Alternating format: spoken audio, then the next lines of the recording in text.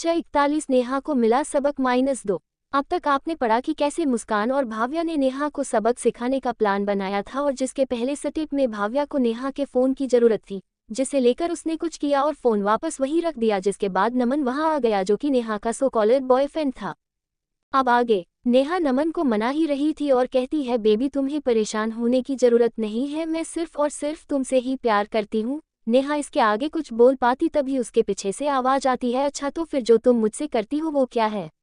ये आवाज़ सुन नेहा के तो तोते ही उड़ जाते हैं, उसके शरीर में एक डर की लहर दौड़ जाती है। वही भाव्या उसका डरा हुआ चेहरा देख मुस्कुराने लगती है। अब जाकर उसे थोड़ा अच्छा महसूस हो रहा था। वो अपने आप से कहती है, अब आएगा मजा, बड़ी आई मेरे वृशांत को रिजेक्ट करने वाली। वही नेहा जब पीछे मुड़कर देखती है तो पाती है वहां प्रिंस खड़ा था जो कि आर्टिस्ट से था और वो भी एक अमीर लड़का था। वही नमन प्रिंस को देख नेहा से पूछता है, बेबी ये कौन है और ये क्या बकवास कर रहा है। जिसे सुन प्रिंस कहता है, अबे ये तो मैं तुझसे पूछ रहा हूँ, तू क्या कर रहा है मेरी गर्लफ्रेंड के साथ। फिर नेहा की तरफ मुड़कर कहता है, अच्छा तो इसलिए तुम मुझे अपने फैक्ट्री में आने से रोकती थी क्योंकि तुमने यहाँ किसी और को पटा रखा है। ये सुन नेहा उसे समझाते हुए कहती है, नहीं प्रिंस ऐसी बात नहीं है, मैं तुम्हें समझा सकती हूँ, ये मेरा कोई बॉयफ्रेंड नहीं है, हम बस दोस्त हैं, यही मेरे पीछे पड़ा था। तुम्हें तो पता है कि मैं सिर्फ तुमसे ही प्यार करती हूँ। ये सुन नमन गुस्से से कहता है, अच्छा अभी अभी कुछ देर पहले तो तुम ये बात मुझसे कह रही थी कि वृशांत तुम्हारे पीछे पड़ा है और तुम सिर्फ मुझसे प्यार करती हो। ये सुन प्रिंस कहता है, अबे वो चुजे, तू ना अपना मुंह बंद रख, ये मेरी गर्लफ्रेंड है और हम 2 साल से साथ हैं। ये सुन नमन कहता है, अच्छा तो तुम इसके साथ 2 साल से हो और पिछले 6 महीने से मेरे साथ हो, यानी तुम हम दोनों को धोखा दे रही थी। ये सुन प्रिंस कहता है, ये क्या कह रहा है, ये तेरे साथ पिछले 6 महीने से है, इसका मतलब मेरी पीठ पीछे तू इसके साथ टाइम बिता रही थी। ये बोल वो गुस्से से नेहा को एक थप्पड़ मारने ही वाला होता है कि तब एक लड़का आकर उसे बचा लेता है और उन प्रिंस से कहता है, ये क्या कर रहे हो तुम, मेरी गर्लफ्रेंड पर हाथ उठाने की तुम्हारी हिम्मत भी कैसे हुई। ये लड़का और कोई नहीं, कॉमर्स का लोकेश था जो नेहा के प्यार में पागल था, जिसे नेहा यूज कर रही थी। उसे यहाँ देख नेहा को तो अब यमराज ही नजर आने लगे थे। वहीं इतना तमाशा देख वहाँ भीड़ इकट्ठा होने लगी थी और सब अब मजे लेने के साथ साथ बातें भी कर रहे थे। कोई कह रहा था, यार कितना मजा आ रहा है ना ये सब देखने में, ये तो किसी मूवी का सीन लगता है जहां एक लड़की के पीछे 3-3 लड़के मारा मारी कर रहे हैं। वही लड़कियां ये सब देख नेहा को बुरा भला कहते हुए कहती है, अरे यार देखो तो इस नेहा को ये एक साथ 3-3 लड़कों को फंसा कर रखी थी और बनती तो ऐसे थी कि इससे बड़ी को शरीफ यहाँ है ही नहीं। ये सुन उसकी दोस्त कहती है, सही कह रही हो बहन, आज इसका असली रूप सबके सामने आया है। ये सब सुन नेहा को बहुत गुस्सा आ रहा था उन लोगों पर, लेकिन अभी वो वक्त नहीं था कि वो उनसे लड़े। अभी तो उसे उन तीनों के झगड़े से बचकर किसी तरह भागना था। वहीं नमन लोकेश से पूछता है, अब तू कौन है और तू नेहा को अपनी गर्लफ्रेंड कैसे कह रहा है। जिस पर लोकेश कहता है, क्योंकि वो मेरी गर्लफ्रेंड है और हम 3 महीने से साथ हैं। जिसे सुन प्रिंस और नमन दोनों ही हैरान थे। पहले नेहा ने प्रिंस को धोखा देकर नमन से रिलेशन बनाया और फिर उसे भी धोखा देकर लोकेश के साथ रिलेशन बनाए। ये जानकर तीनों आपस में ही लड़ने लग जाते हैं। इसी बात का फायदा उठाकर नेहा वहां से निकलने की सोचती है, जिसे देख भाव्या उठकर उन तीनों के पास जाकर अपने आप से बात करने का नाटक करते हुए कहती है, बेचारे ये तीनों आपस में ही लड़ रहे हैं, जबकि गलती तो उस नेहा की है जिसने इन तीनों को अपने प्यार के जाल में फांस कर उनका इस्तेमाल किसी ATM मशीन की तरह किया और अब ना जाने और कितने ही ऐसे होने बेचारे। ये बोल वो वहां से हटकर जाकर वापस मुस्कान के पास बैठ जाती है। ये देख मुस्कान, अनूप, वृशांत हंसने लगते हैं। वहीं ये सुन प्रिंस कहता है, अरे यार हम आपस में क्यों लड़ रहे हैं, गलती तो नेहा की है ना, हम उसे ही सबक सिखाते हैं। ये बोल वो तीनों नेहा को ढूंढने लगते हैं जो वहां से निकलने की फिराक में थी। उसे देख लोकेश उसे रोकते हुए कहता है, रुक जाओ नेहा, तुमने हम तीनों के साथ बहुत गलत किया है, हम तुम्हें छोड़ेंगे नहीं। ये सुन नेहा घबरा जाती है और वहां से भागने लगती है, जिसे देख नमन जाकर उसके सामने खड़ा हो जाता है और गुस्से से कहता है, तुमने बहुत फायदा उठाया ना मेरा, कभी शॉपिंग कभी मूवी, नया फोन, सब तुम मुझसे लेती थी और प्यार किसी और से। ये सुन प्रिंस भी कहता है, ब्रांडेड कपड़े, मेकअप तुम मुझसे खरीदवाती थी और पहनकर इनके साथ घूमने जाती थी। तो लोकेश कहता है, अरे तुमने तो इन लोगों के सिर्फ पैसे ही खाए हैं, लेकिन तुमने तो मेरे परिवार को भी नहीं छोड़ा। तुम्हारी वजह से मैं पहली बार अपने माँ पापा से लड़ा कि शादी तो मुझे तुमसे ही करनी है और तुमने तो मेरी ही फीलिंग्स का मजाक बनाकर रख दिया।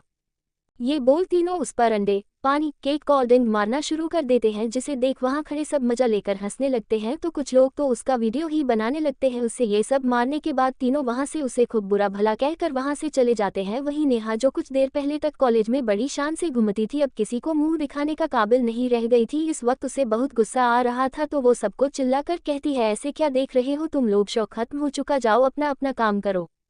जिस पर सब उसके ऊपर हंसकर वहां से निकल जाते हैं। इस वक्त नेहा बिल्कुल अकेली थी, यहाँ तक कि उसकी वो दोस्त जो कल तक उसके साथ थी उसने भी उसका साथ छोड़ दिया। लेकिन वो कहते हैं ना कि कुत्ते की दुम को 14 साल की नली डालकर रहो, तब भी वो रहती टेढ़ी की टेढ़ी ही है। नेहा अपने गुस्से से वहां से उठकर जाने लगती है तो उसकी नज़र वहां खड़े मुस्कान, अनूप और भाव्या वृषांक पर पड़ती है, जिसे देख उसे कुछ देर पहले का सीन याद आता है कि कैसे मुस्कान उससे जानबूझकर टकराई थी और भाव्या वहां आई थी। उसे समझते देर नहीं लगती कि ये सब भाव्या और मुस्कान ने ही किया था और असल में तो यही हुआ था। असल में जब भाव्या ने भानु अंकल को नेहा के बारे में पता लगाने को कहा था तो उन्होंने शाम तक नेहा की पूरी जन्म कुंडली निकाल ली थी, जिसमें उसे पता चला कि उसने अपनी मनी लाइफस्टाइल को रखने के लिए कॉलेज के 3 अमीर लड़कों को एक साथ फंसा रखा है और उन्हें ऐसे मैनेज करती है कि तीनों को एक दूसरे के बारे में कुछ नहीं पता। ये देखकर उसके दिमाग आइडिया है, जिसके मुताबिक मुस्कान जब नेहा से टकराई थी तो भाव्या ने उसका फोन लेकर उन तीनों को मैसेज कर दिया था आकर मिलने का, जिसके बाद का तो सबने देखा ही। ये सोच उसे भाव्या पर बहुत गुस्सा आता है और वो गुस्से से अपने दांत पिसते हुए कहती है तो ये सब तुम्हारा क्या धरा है ना भाव्या, जिस पर भाव्या भी मुस्कुराते हुए कहती है वेरी गुड, वैसे तुम इतनी भी बेवकूफ़ नहीं हो। ये सुन नेहा गुस्से से कहती है तुम्हें तो मैं नहीं छोड़ूंगी, तुम्हें ऐसा नहीं करना चाहिए था, तुमने मुझसे पंगा लेकर अच्छा नहीं किया भाव्या, तुम अब बस देखती जाओ जिस तरह आज मेरी सबके सामने बेइज्जती हुई है और अब मैं किसी को अपना मुंह दिखाने के लायक नहीं रही, ठीक उसी तरह मैं तुम्हें भी एक दिन किसी को मुंह दिखाने के लायक नहीं रहने दूंगी, अब बस तुम अपने दिन गिनना शुरू कर दो। ये बोल वो वहां से जाने लगती है। वही भाव्या को उसकी बातें सिवाय धमकी के और कुछ नहीं लग रही थी तो वो बस मुस्कुराती रहती है। वहीं वृषांक उसे जाते हुए कहता है नेहा अभी भी वक्त है, सुधर जाओ वरना कहीं ऐसा ना हो कि एक दिन तुम्हारा ये लालच तुम्हें ले डूबे। जिसे सुन नेहा कहती है तुम मुझे नसीहत मत दो, ये अमीर लोग किसी के नहीं होते, देख लेना एक दिन ये लोग तुम्हें भी कहीं ना नहीं छोड़ेंगे। ये बोल वो वहां से निकल जाती है। वहीं अब सब एक दूसरे को देख रहे थे और सब एक साथ ही हंस देते हैं और एक दूसरे के गले लग जाते हैं। सब काफी दिनों बाद काफी खुश थे। वहीं मुस्कान तो अनूप को हंसता देख बस उसमें ही खोने सी लगी थी। वो अपने आप से कहती है मैंने पहले कभी क्यों नोटिस नहीं किया कि अनूप हंसते हुए कितना मासूम लगता है। ये बोल वो मुस्कुराने लगती है। वहीं अनूप इतना खुश होता है कि उसे ये तक ध्यान नहीं रहता कि वो मुस्कान से गुस्सा था। वो खुशी में आकर मुस्कान को गले लगाने को होता कि तभी उसे याद आ जाता है वो तो मुस्कान से गुस्सा है। ये याद आते ही वो मुस्काने गले नहीं लगता, जिसे देख मुस्कान को बहुत बुरा लगता है, जिससे उसके आंखों में आंसू आ जाते हैं। वहीं अनूप उसके आंखों में आंसू देख तड़प उठता है लेकिन कुछ नहीं कहता और वहां से निकल जाता है, जिसे देख मुस्कान भी खुद को रोक नहीं पाती और रोते हुए वहां से निकल जाती है। जिसे देख वृषांक और भाव्या दोनों एक दूसरे को देखते हैं और कहते हैं विशी ऐसा कब तक चलता रहेगा मुझसे, अब मुस्कान का उदास चेहरा देखा नहीं जाता। उसे लगता है मुझे पता नहीं है कि वो रात भर रोती रहती है जिससे उसकी आंखें हमेशा लाल रहती है।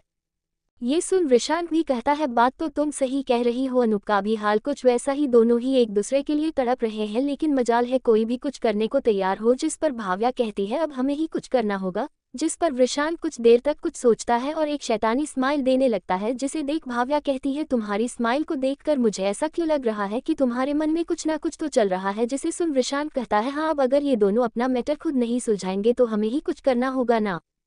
ये सुन भाव्या कहती है क्या सोच रहे हो तुम, जिस पर वृषांक भाव्या को चिढ़ाने के इरादे से कहता है मैं बता दूंगा लेकिन उससे पहले तुम मुझे बताओ जब नेहा मेरे बारे में बात कर रही थी तो तुम गुस्सा क्यों हुई थी। ये सुन भाव्या झेप जाती है और इधर उधर देखते हुए कहती है ये तुम क्या कह रहे हो, मैं क्यों गुस्सा होने लगी, मुझे कोई फर्क नहीं पड़ता कोई तुम्हारे बारे में क्या कहता है। जिसे सुन वृषांक मुस्कुराते हुए कहता है ओ डॉट अच्छा तो शायद मैंने ही कल गलत सुना था जब कोई कह रहा था कि कोई मुझसे बात करिए उसे पसंद नहीं। वृषांक को कल की बात करता सुन भाव्या गुस्से से कहती है वृषांक अब तो तुम गए। ये बोल वो वृषांक को मारने के लिए भागने लगती है। वही वृषांक अपने आप को बचाने के लिए भागने लगता है। दोनों एक दूसरे का साथ इस वक्त एंजॉय कर रहे थे बिना इस बात की परवाह किए कि आगे उनके जिंदगी में कितना बड़ा तूफान। जब 42 आहाना और विशाल, अब तक आपने पढ़ा कि कैसे मुस्कान और भाव्या ने मिलकर नेहा का असली चेहरा सबके सामने ले आया, जिससे नेहा ने सबक सीखने के बजाय उल्टा भाव्या को ही धमकी दे दी कि वो उसे जीने नहीं देगी। वही भाव्या को उसकी इस धमकी से कुछ भी फर्क नहीं पड़ा। वही उसके जाने के बाद सब मिलकर खुश हो रहे थे कि तभी अनूप वहां से निकल जाता है। जिसे देख वृषांक और भाव्या दोनों को मिलाने का प्लान बनाने लगते हैं। अब आगे भाव्या और वृषांक दोनों मस्ती करने लगते हैं। कुछ देर मस्ती करने के बाद दोनों एक जगह रुक जाते हैं और सांस लेने लगते हैं तो भाव्या पूछती है बताओ ना क्या सोचा है तुमने अनूप और मुस्कान को मिलाने के बारे में। जिस पर वृषांक उसे अपना प्लान बताता है। जिसे सुन भाव्या पहले ही ना करते हुए कहती है नहीं ये ठीक नहीं है, इस तरह तो हम उन दोनों का रिश्ता और ज्यादा बिगाड़ देंगे, मैं इस प्लान के लिए नहीं मानूंगी। ये सुन विशांत कहता है, मैं मानता हूँ इस प्लान में रिस्क है, लेकिन हम यूं हाथ पर हाथ रख कर भी तो नहीं बैठ सकते हैं ना, और रिस्क लेने में बुराई ही क्या है, तुम गलत ही क्यों सोच रही हो। ये भी तो हो सकता है ना कि वो दोनों एक हो जाएं इस प्लान से। ये सुनकर भी भाव्या नहीं मानती तो वृषांक इस बार कड़क होकर पूछता है, तो ठीक है, तुम्हारे दिमाग में कोई आइडिया है तो बताओ। जिस पर भाव्या चुप हो जाती है। कुछ देर की चुप्पी के बाद भाव्या कहती है, हम इस प्लान के लिए मुस्कान को कैसे मनाएंगे। जिसे सुन वृषांक उसे मुस्कुराते हुए देखने लगता है और कहता है, चलो चलकर उससे बात करते हैं। ये बोल दोनों मुस्कान के पास जाने लगते हैं, जो एकांत में बैठ अपने और अनूप के साथ बिताए गए पलों के बारे में सोचकर रो रही थी। तभी उसे पीछे से वृषांक और भाव्या की आवाज आती है, जिसे सुन वो जल्दी से अपने आंसू पोंछ लेती है और मुस्कुराते हुए दोनों से कहती है, अरे तुम दोनों यहाँ। जिस पर वृषांक और भाव्या जिन्होंने मुस्कान को रोते हुए देख लिया था, तो वृषांक कहता है, इस तरह कब तक खुद को तड़पाती रहोगी मुस्कान, तुम्हें क्या लगता है हमें दिखता नहीं कि तुम रोज हमसे छिप छिप कर अकेले में रोती हो, आखिर कब तक चलेगा ये सब। वृषांक की ये बात सुनकर मुस्कान, जो खुद को बिखरने से अब तक रोक रही थी, उसके गले लग बिखर जाती है और जोर जोर से रोने लगती है। वहीं वृषांक भी उसे चुप नहीं कराता ताकि उसके दिल का गम बाहर निकले, जिसके बाद वो अपने आप को थोड़ा बेहतर महसूस करेगी। काफी देर रो लेने के बाद वृषांक उससे पूछता है, अब कैसा लग रहा है।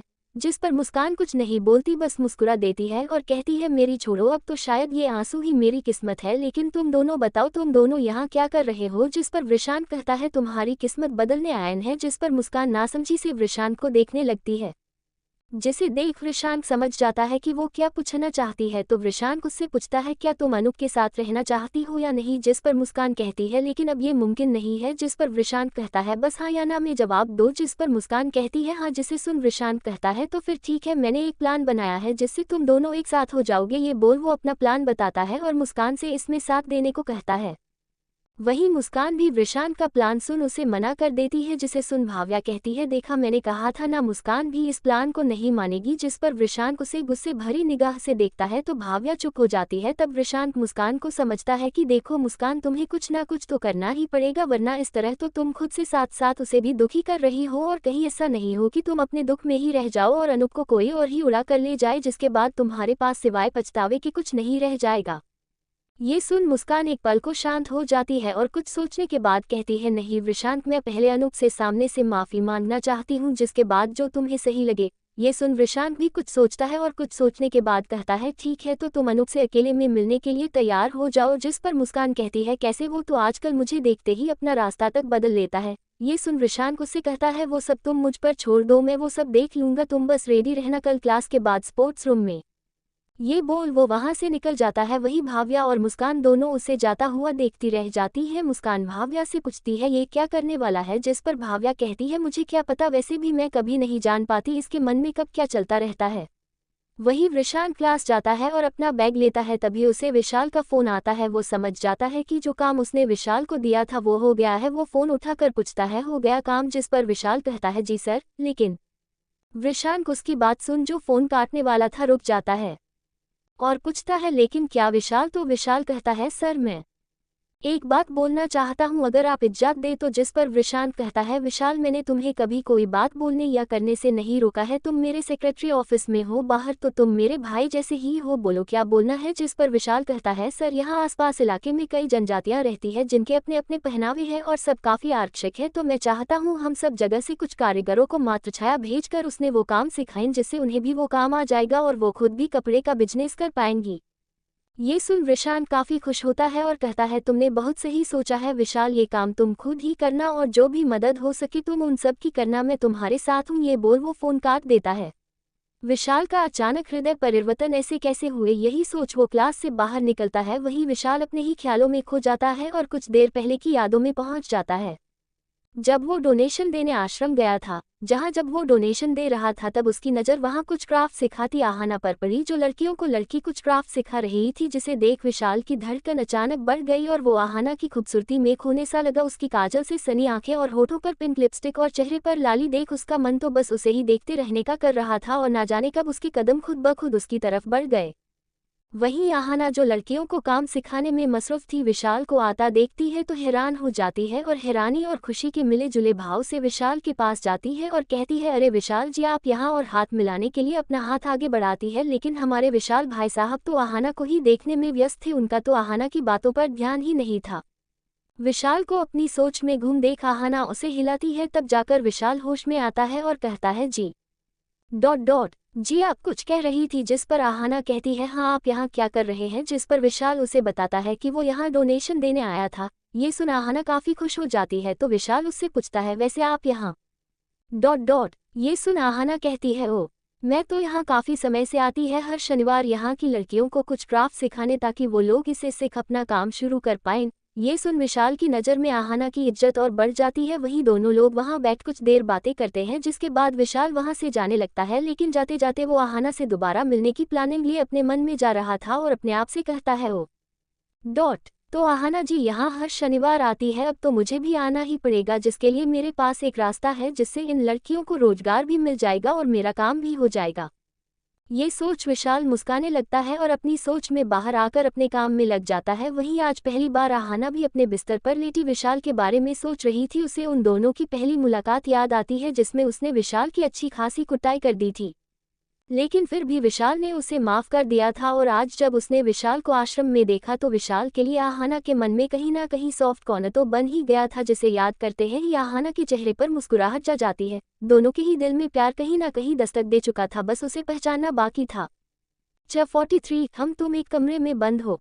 अब तक आपने पढ़ा कि कैसे मुस्कान और भाव्या ने मिलकर नेहा की सच्चाई सबके सामने लाई, जिसके बाद सबको नेहा का असली चेहरा दिख गया, लेकिन अभी भी वो सुधरी नहीं थी और जाते जाते भाव्या को धमकी देकर गई थी कि वो उसे बर्बाद करके ही छोड़ेगी। वहीं अनूप अभी भी मुस्कान से नाराज ही चल रहा था, जिसे देख प्रशांत और भाव्या दोनों ही एक प्लान सोचते हैं और वो प्लान मुस्कान को बताते हैं, जिसे सुन वो मना कर देती है और एक बार खुद से उससे माफी मांगने को कहती है। अब आगे अगले दिन प्रशांत, भाव्या और मुस्कान एक जगह बैठे बातें कर रहे होते हैं कि कैसे वो अनूप को बुलाएंगे, जिस पर भाव्या हल्के गुस्से से कहती है यार अब तो ये अनूप का कुछ ज्यादा ही हो रहा है, मतलब ऐसा भी क्या कर दिया था मुस्कान ने जो वो इतना नाराज होकर बैठा है। अब ये आखिरी बार है मुस्कान, तू कोशिश कर उसे मनाने की, अगर माने तो ठीक वरना मूव ऑन कर जाना, उससे भी अच्छे लड़के मिलेंगे तुझे। ये सुन मुस्कान और प्रशांत दोनों ही हैरान हो जाते हैं, जहां मुस्कान उसके कहे बातों को सुनकर हैरान थी कि वो ऐसा कैसे कह सकती है, जबकि अनूप भाव्या को अपनी बेस्ट फ्रेंड मानता है। तो वही प्रशांत भी ये सोचता है कि शायद उसने जो मेरे साथ किया उसके लिए मैंने उसे कुछ ज़्यादा ही जल्दी माफ़ कर दिया, इसलिए उसे इस बात की गंभीरता समझ नहीं आई है। ये सोच वो उसे सीख देने के लिए कहता है वैसे भाव्या मुझे ना कर जिगर मिला था कल। ये सुन भाव्या जो अभी मुस्कुरा रही थी एकदम से उसकी हंसी गायब हो जाती है। वहीं मुस्कान को भी समझ नहीं आता कि प्रशांत जिगर की बात यहाँ क्यों कर रहा है, जबकि वो जानता है कि जिगर का नाम सुनते ही भाव्या घबरा जाती है। वही भाव्या जो कि अंदर से घबरा गई थी लेकिन चेहरे पर बिना कोई भाव लाए पूछती है अच्छा तो क्या कह रहा था वो, जिस पर प्रशांत कहता है अरे कुछ नहीं, वो ना अपनी गलती पर बहुत शर्मिंदा था और माफी मांग रहा था। ये सुन भाव्या गुस्से से पूछती है तो तुमने क्या कहा, जिस पर प्रशांत बड़े बेफिक्रे अंदाज में कहता है कुछ नहीं, मैंने कहा मैं कुछ कर बताऊंगा। फिर बोलता है वैसे भाव्या मुझे क्या लगता है ना तुम्हें उसे माफ कर देना चाहिए, आखिर उसने ऐसा भी क्या कर दिया था। प्रशांत की ये बात सुन मुस्कान और भाव्या दोनों को ही बहुत गुस्सा आ जाता है। उन्हें तो यकीन ही नहीं हो रहा था कि वो प्रशांत के मुंह से ये सब बातें सुन रहे हैं। वही भाव्या अब अपने गुस्से से आपक होते हुए कहती है प्रशांत मैं सोच भी नहीं सकती थी तुम ये बात कहोगे, जबकि तुम्हें पता है कि उसने मेरी इज्जत मेरे आत्मसम्मान के साथ खिलवाड़ करने की कोशिश थी, उसके बाद भी तुम ये सब बोल रहे मैं उसे माफ कर दूं। कभी नहीं, तुम्हें शायद नहीं पता कि औरत की इज्जत उसके लिए उसकी जान से भी बढ़कर होती है और तुम उस इंसान को माफ करने के लिए कह रहे हो जो इसे लुटना चाहता था। मैं सोच भी नहीं सकती थी मैं तुमसे ये बात सुनूंगी। ये सुन प्रशांत मुस्कुराने लगता है, जिसे देख मुस्कान और भाव्या कुछ समझ नहीं पाते और उसे देखने लगते हैं। वही प्रशांत मुस्कुराते हुए कहता है क्यों तुम्हारी ही इज्जत है, लड़कों की इज्जत आत्मसम्मान कुछ नहीं, उसका क्या भाव्या। ये सुन भाव्या और मुस्कान को सब समझ आ जाता है कि प्रशांत ने ये सब क्यों बोला था। वही प्रशांत आगे कहता है माना हम लड़कों को बचपन से ये कह दिया जाता कि तुम मर्द है इसलिए रो नहीं सकता, तुझे तो सख्त बनना है, तो इसका मतलब ये तो नहीं ना कि चोट लगने पर उन्हें दर्द नहीं होगा, या बड़ी से बड़ी विपदा में भी वो हमेशा सख्त बने रहें।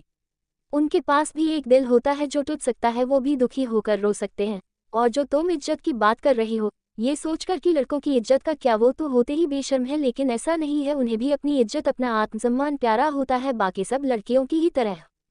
मुस्कान ने अनूप को बाहरी चोट नहीं दी है जो जल्दी से भर जाएंगी, उसने एक लड़के के कैरेक्टर पर सवाल खड़ा किया है। और तुम्हें शायद ये नहीं पता कि हमारे समाज में भले ही लड़के की गलती हो या ना हो, लेकिन अगर किसी लड़की ने किसी लड़के पर यह आरोप लगा दिया कि वो एक कैरेक्टरलेस लड़का है तो फिर वो चाहे अपनी जान ही क्यों ना दे लेकिन कभी अपने आप को सही साबित नहीं कर पाएगा।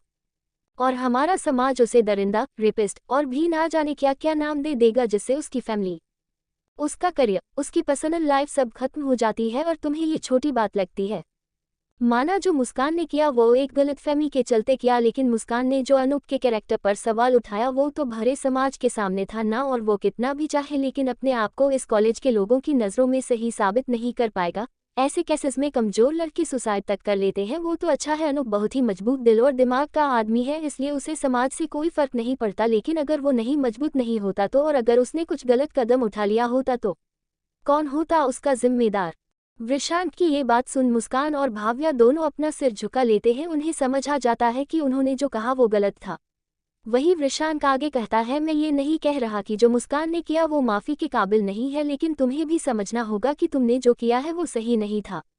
फिर भाव्या से कहता है, भाव्या लगता है मैंने तुम्हें मेरे कैरेक्टर पर सवाल उठाने के लिए कुछ ज़्यादा ही जल्दी माफ़ कर दिया था, शायद इसलिए तुम्हें अंदाजा नहीं है इस बात की सीरियसनेस का।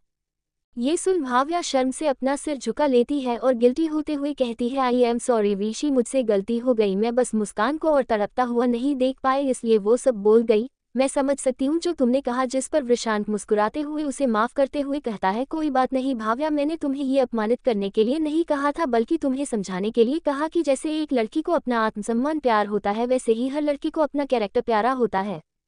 वृषांक की ये बात सुन मुस्कान को भी अनूप के दर्द का अंदाजा हो गया था। अब वो और बेहतर ढंग से उससे माफ़ी मांग पाएगी। जिसके बाद सब क्लास में चले जाते हैं और अपनी अपनी क्लास करने लगते हैं।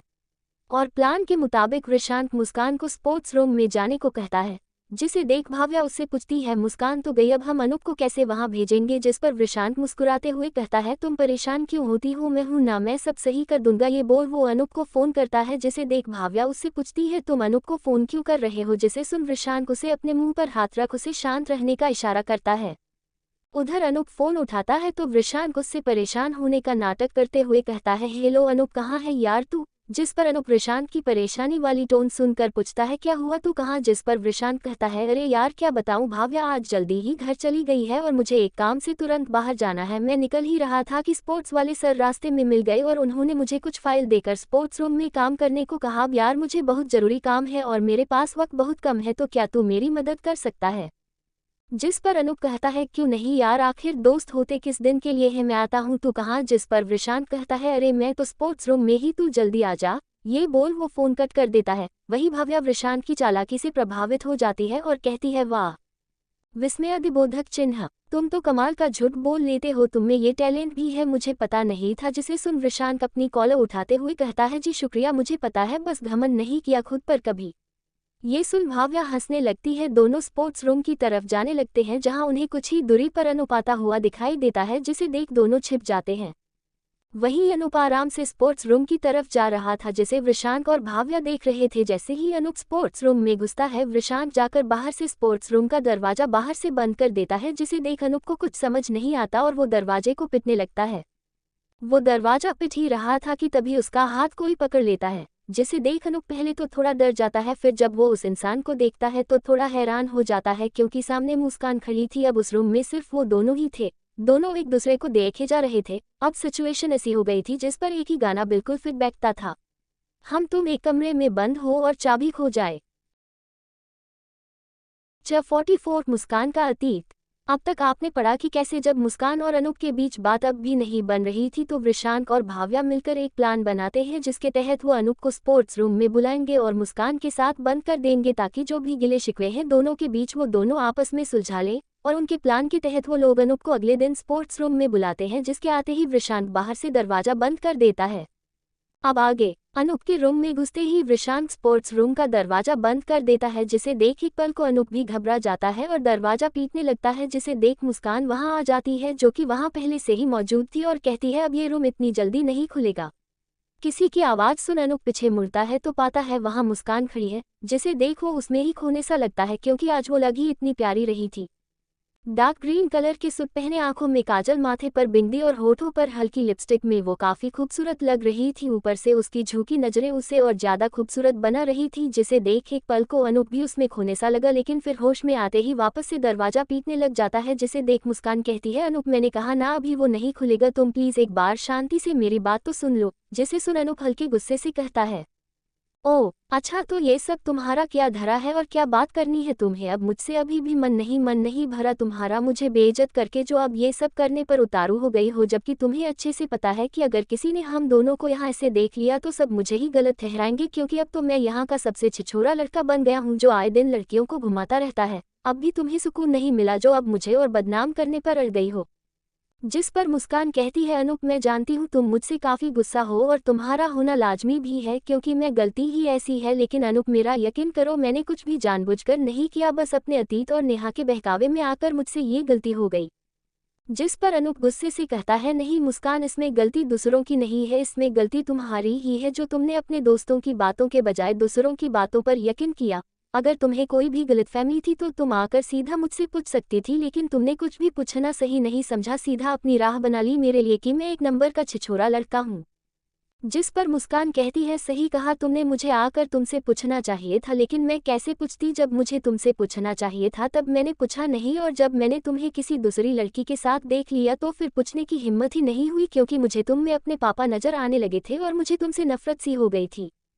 कुछ देर रुक मुस्कान आगे कहती है, तुम्हें पता है अनूप, मेरी माँ भी उस इंसान से इस तरह कॉलेज में मिली थी जो कि बदकिस्मती से मेरा बाप था। मेरी माँ को वो आदमी पहली ही नज़र में पसंद आ गया था, क्योंकि वो भी दिखने में काफ़ी शरीफ और सभ्य लड़का लगता था, जिसे देख मेरी माँ पहली ही नज़र में उस पर अपना दिल हार बैठी थी और उसके आगे पीछे घूमने लगी। मेरी माँ काफ़ी सुंदर थी, जिसे देख उस इंसान को भी उनसे प्यार हो गया। जब ये बात मेरी माँ के घर वालों को पता चली तो उन्होंने मेरी माँ को उनसे मिलने से मना कर दिया और घर में बंद कर दिया, लेकिन तब तक तो मेरी माँ उस इंसान के प्यार में पूरी तरह पागल हो चुकी थी, इसलिए उन्होंने घर से भागकर शादी कर ली, जिससे मेरी माँ के घर वाले काफ़ी ज़्यादा नाराज हो गए और उन्होंने मेरी माँ से सारे रिश्ते नाते तोड़ लिए। जिसके बाद तब तक तो सब सही चला रहा, जब तक मेरी माँ पैसे कमाकर घर लाती रही। इस बीच में भी उनके जिंदगी में आ गई थी, लेकिन एक दिन मेरी माँ आते वक्त एक एक्सीडेंट हो गया, जिसमें वो बच तो गई लेकिन काफ़ी बीमार रहने लगी।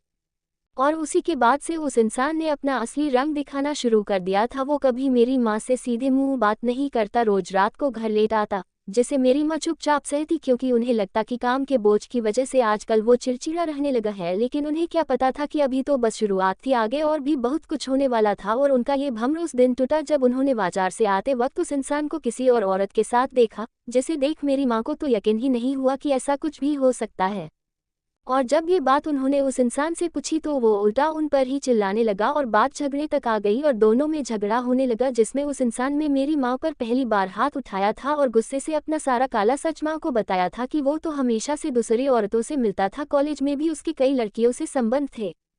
उसने तो सिर्फ और सिर्फ मेरी माँ की खूबसूरती और उनके पैसे को देखकर उनसे प्यार किया था, लेकिन जब उन दोनों ने भागकर शादी की और माँ के परिवार वालों ने उनसे रिश्ता तोड़ लिया तो उसे अपने हाथ से सारी दौलत जाती हुई दिखाई दी, लेकिन फिर भी कुछ तो था कि चलो वो होनहार थी और पैसा कमा कर घर लाती थी, जिसकी वजह से वो भी मेरी माँ से अच्छे से बात करता था। लेकिन जब से वो घर में पड़ी है तब से तो उससे उसे कुछ नहीं मिल रहा है, तो अब चुपचाप घर में पड़ी रह, समझी। ये बोल वो इंसान चला गया। वहीं ये सब सुन मेरी माँ तो बुरी तरह टूट गई, क्योंकि जिस इंसान के भरोसे वो अपना घर, अपना ऐशो आराम वो छोड़कर आई थी, वो तो धोखेबाज निकला। अब उनके पास कोई रास्ता नहीं था, क्योंकि घर वालों ने तो पहले ही अपना मुंह मोड़ लिया था। अब वो इतनी फिर भी नहीं थी कि मुझे लेकर कहीं और जा सके।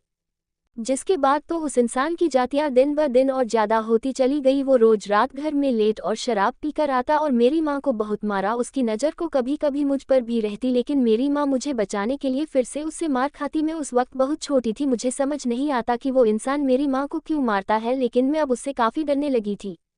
वहीं मेरी माँ अक्सर अपनी किस्मत पर रोया करती और जब मैं उनसे पूछती तो वो कहती, बेटा ये मेरे ही कर्मों की सजा है जो मुझे मिल रही है, लेकिन मेरी बच्ची तुम मुझसे वादा करो कि तुम एक कामयाब इंसान बनोगी और एक अच्छे इंसान से शादी करोगी ताकि कोई भी तुम्हें छू ना सके। ये बोलकर वो रोने लगती, लेकिन कहते हैं ना, हर इंसान की बर्दाश्त करने की एक सीमा होती है और शायद वो सीमा पार हो चुकी थी मेरी माँ के लिए। जब एक रात वो सोई तो फिर दोबारा कभी नहीं उठी। मैं उस वक्त 10 साल की थी, लेकिन सब समझने लग गई थी। लेकिन उस इंसान ने तो अपनी सारी हदें ही पार कर दी। वो तो मेरी माँ का अंतिम संस्कार तक करने नहीं आया और तब मुझे ही अपने माँ का अंतिम संस्कार करना पड़ा, जिसे के बाद अब मैं उस इंसान से और ज़्यादा बचकर रहने लगी, क्योंकि अब वो मुझे भी उसी तरह मार मार कर मारना चाहता था जिसने उसने मेरी माँ को मारा था। लेकिन मैं उसके आते ही एक कमरे में खुद को बंद कर लेती। वो रोज रात आकर दरवाज़ा पीटता, लेकिन मैं कभी नहीं खोलती। उस उम्र में मैं अब अपना पेट पालने के लिए लोगों के घरों में बर्तन झाड़ू करने लगी, ताकि मुझे उस इंसान से कुछ भी लेना ना पड़े।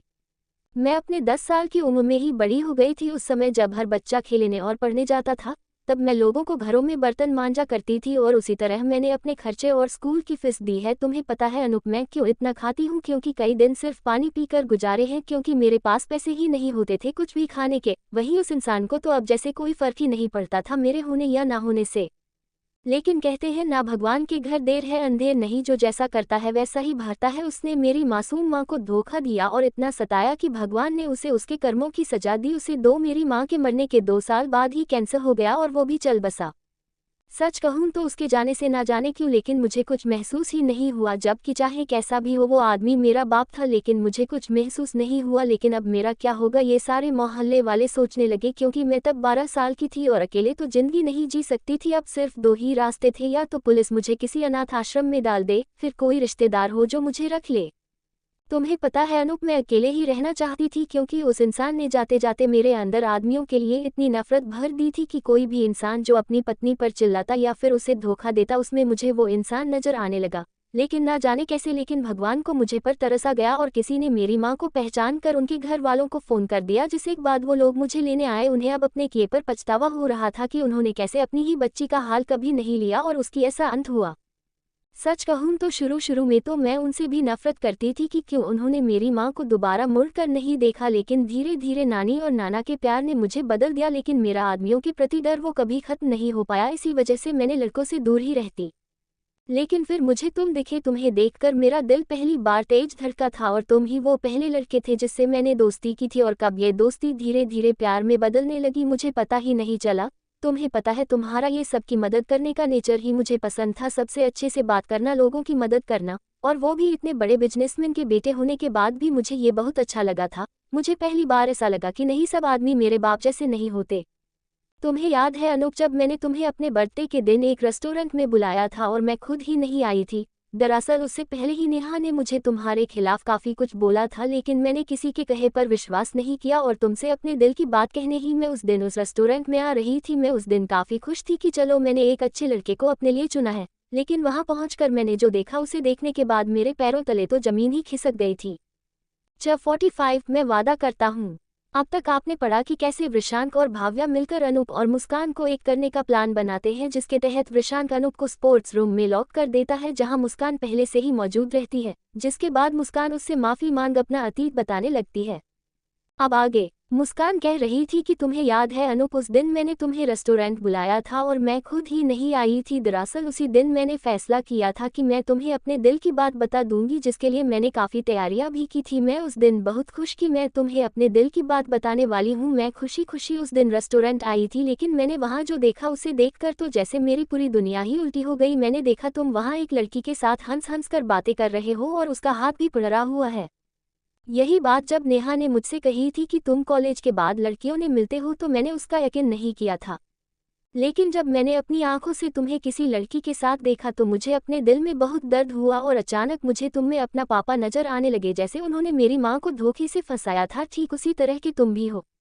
ये जानकर मुझे बहुत दुख हुआ था। उस दिन मैं अंदर से पूरी तरह टूट सी गई थी कि मेरी किस्मत भी मेरी माँ की तरह ही है, लेकिन तब मैंने अपने आप से फैसला किया कि नहीं, मैं अपनी किस्मत खुद ही बदलूंगी और तुमसे चाहे कितना ही प्यार क्यों ना हो, लेकिन मैं तुमसे कभी ये बात नहीं कहूंगी। और मैं वहाँ से ये निश्चय करके चली गई थी। इधर मुस्कान अपना अतीत अनूप को बता रही थी, वहीं दूसरी तरफ वृषांक और भाव्या स्पोर्ट्स रूम से कुछ दूर बेंच पर बैठे हुए थे। दोनों शांत बैठे हुए थे तो भाव्या ने शांति तोड़ते हुए पूछा, वैसे अंदर क्या बातें कर रहे होंगे दोनों? जिस पर वृषांक कहता है, अब ये मुझे कैसे पता होगा?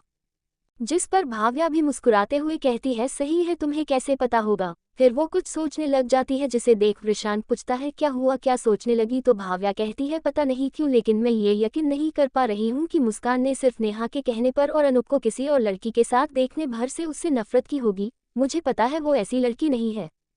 जिस पर वृषांक एक गहरी सांस लेते हुए कहता है, सही कहा तुमने, वो वैसी लड़की नहीं है, लेकिन उसके अतीत ने उसे ऐसा बना दिया है कि वो चाह कर भी लड़कों पर यकीन नहीं कर पाती है। फिर आगे कहता है, भाव्या तुम्हें शायद अंदाजा भी नहीं है जिस दौर से मुस्कान गुजरी है, उसकी तो हम कल्पना भी नहीं कर सकते। ये सुन भाव्या हैरान हो जाती है और पूछती है, ये तुम क्या कह रहे हो? मैंने तो सुना है वो काफ़ी अच्छे परिवार से हैं। जिस पर वृषांक उसे मुस्कान का पूरा अतीत बताता है, जिसे सुन भाव्या की आंखों में आंसू आ जाते हैं। वहीं वृषांक कहता है, अब बताओ, कोई जो ऐसे हालातों में पला है कैसे किसी लड़के पर विश्वास कर सकता है? फिर आगे कहता है, तुम्हें पता है मुस्कान हमेशा समोसा क्यों खाती है, जिस पर भाव्या उसे ना में सिर हिलाती है। तो वृषांत कहता है, क्योंकि अपना गुजारा और फीस देने के बाद उसके पास समोसे खाने तक के पैसे नहीं होते थे और वो हमेशा एक दुकान के बाहर खड़ी होकर बस समोसे को देखती रहती थी। ये सुन भाव्या और ज्यादा दुखी हो जाती है और कहती है, लेकिन वो तो हमेशा हंसती मुस्कुराती रहती है, उसे देखकर तो लगता ही नहीं कि उसने ये सब झेला होगा। जिस पर वृषांत कहता है, अक्सर हम लोग खुश इंसान को देखकर ये समझ लेते हैं कि वो अपनी जिंदगी में बहुत खुश है, लेकिन असल में तो बात उसके उल्टी ही होती है। तुम्हें पता है, हम सबको हंसाने वाला जोकर असल में सबसे ज्यादा दुखी रहता है। और तुम्हें पता है वो लोग ऐसा क्यों करते हैं। जिस पर भाव्या उसे देखते ही रहती है। तो वृषांत कहता है, क्योंकि आज इस मतलबी दुनिया में किसी को किसी की नहीं पड़ी, उल्टा दूसरे का दुख उन्हें अपने मनोरंजन का साधन लगता है और कुछ इसलिए नहीं बताते ताकि कोई उन्हें सहानुभूति ना दे। वो लोग खुद ही बहुत मजबूत इरादे के होते हैं और उन्हीं में से एक हमारी मुस्कान भी है। ये सब सुन भाव्या पूछती है, तुम्हें इतना कुछ कैसे पता मुस्कान के बारे में। जिसे सुन वृषांत हल्का मुस्कुराते हुए कहता है, क्योंकि वो तुमसे जुड़ी है और तुमसे जुड़े हर इंसान का बायोडेटा है मेरे पास। तुम्हें क्या लगता है मैंने तुम्हें अनूप से मिलने क्यों दिया, जबकि कॉलेज में सब उसे अब गलत नजरों से देखते हैं? सिर्फ इसलिए क्योंकि मुझे उसके बारे में सब पता है। मुझे पता है कि वो कैसा इंसान है। वहीं इधर मुस्कान अपनी बात कहने के बाद अंत में कहती है, मुझे पता है मैंने जो गलती करी है वो शायद माफ़ी के काबिल नहीं है, लेकिन फिर भी मैं तुमसे अपने पूरे मन में माफ़ी मान रही हूँ। अनु प्लीज़ मुझे माफ़ कर दो। ये बोल वो अपना हाथ जोड़ लेती है। वहीं तो बस उसके उसी वाक्य में अटका हुआ था कि मुस्कान मुझे अपने दिल की बात कहने आई थी। क्या सच में, मतलब वो सच में मुझसे तब से प्यार करती है? वहीं अनूप को कोई जवाब ना देता देख मुस्कान निराश हो जाती है और निराश होते हुए कहती है, मुझे पता है कि तुम मुझे माफ़ नहीं करोगे, लेकिन मैं फिर भी तुम्हारा हमेशा इंतजार करती रहूंगी, क्योंकि मैंने तब भी तुमसे प्यार किया था और आज भी करती हूँ और आगे भी हमेशा तुमसे ही प्यार करती रहूंगी। अब मेरी जिंदगी दूसरे किसी के लिए कोई जगह नहीं है। ये बोल वो वहां से जाने लगती है, जिसे देख अनूप अपने होश में आता है और जल्दी से जाकर उसका हाथ पकड़ लेता है, जिसे देख मुस्कान उसे देखने लगती है। वहीं अनूप उससे हैरानी से पूछता है, क्या तुम सच कह रही हो? जिस पर मुस्कान समझ नहीं पाती कि वो किस बारे में बात कर रहा है, क्योंकि उसने जो भी कहा सब सच ही था।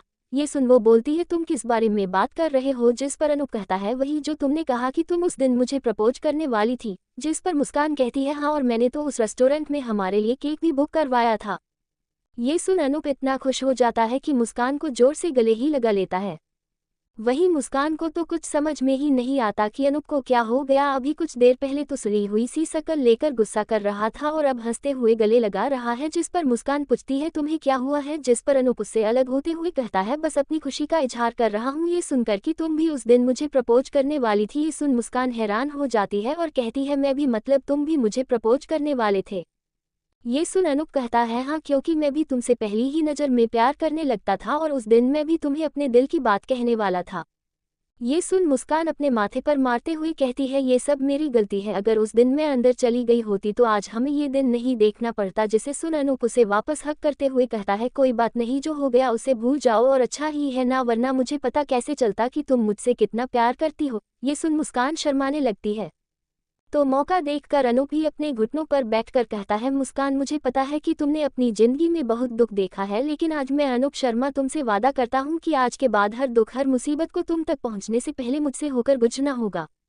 आज से लेकर अपनी जिंदगी की आखिरी सांस तक मैं तुमसे हमेशा प्यार करता रहूंगा, ये मैं तुमसे वादा करता हूँ। I love you Muskan, I love you a lot. ये सुन मुस्कान बहुत भावुक हो जाती है और उसके आंखों से आंसू निकल आते हैं। ये देख अनूप कहता है, नहीं मुस्कान, आज के बाद मैं तुम्हारी आंखों में आंसू नहीं देखना चाहता। जिस पर मुस्कान कहती है, अरे ये तो खुशी के आंसू हैं। जिस पर अनूप कहता है, चाहे खुशी के हों या दुख के, लेकिन तुम्हारे आंखों में आंसू मुझे बहुत दर्द देते हैं। तुम्हें नहीं पता मैंने कैसे ये दिन गुजारे हैं। जब भी मैं तुम्हें देखता था मेरे दिल में एक टीस सी उठती थी, लेकिन मैं चाह कर भी तुम्हारे पास नहीं आ सकता था।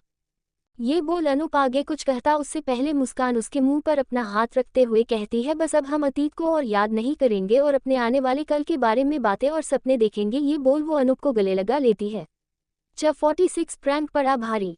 अब तक आपने पढ़ा कि कैसे वृषांक और भाव्या ने मिलकर अनूप और मुस्कान को एक करने का प्लान बनाया और दोनों को स्पोर्ट्स रूम में बंद कर दिया, जहां मुस्कान ने अपने अतीत के बारे में अनूप को सब बताया और ये भी बताया कि वो उससे बहुत पहले से प्यार करती है। ये सुन अनूप भी काफी खुश हो जाता है और उसे माफ करते हुए कहता है कि वो भी उससे बहुत पहले से ही प्यार करता है, बस कभी बताने की हिम्मत नहीं हुई।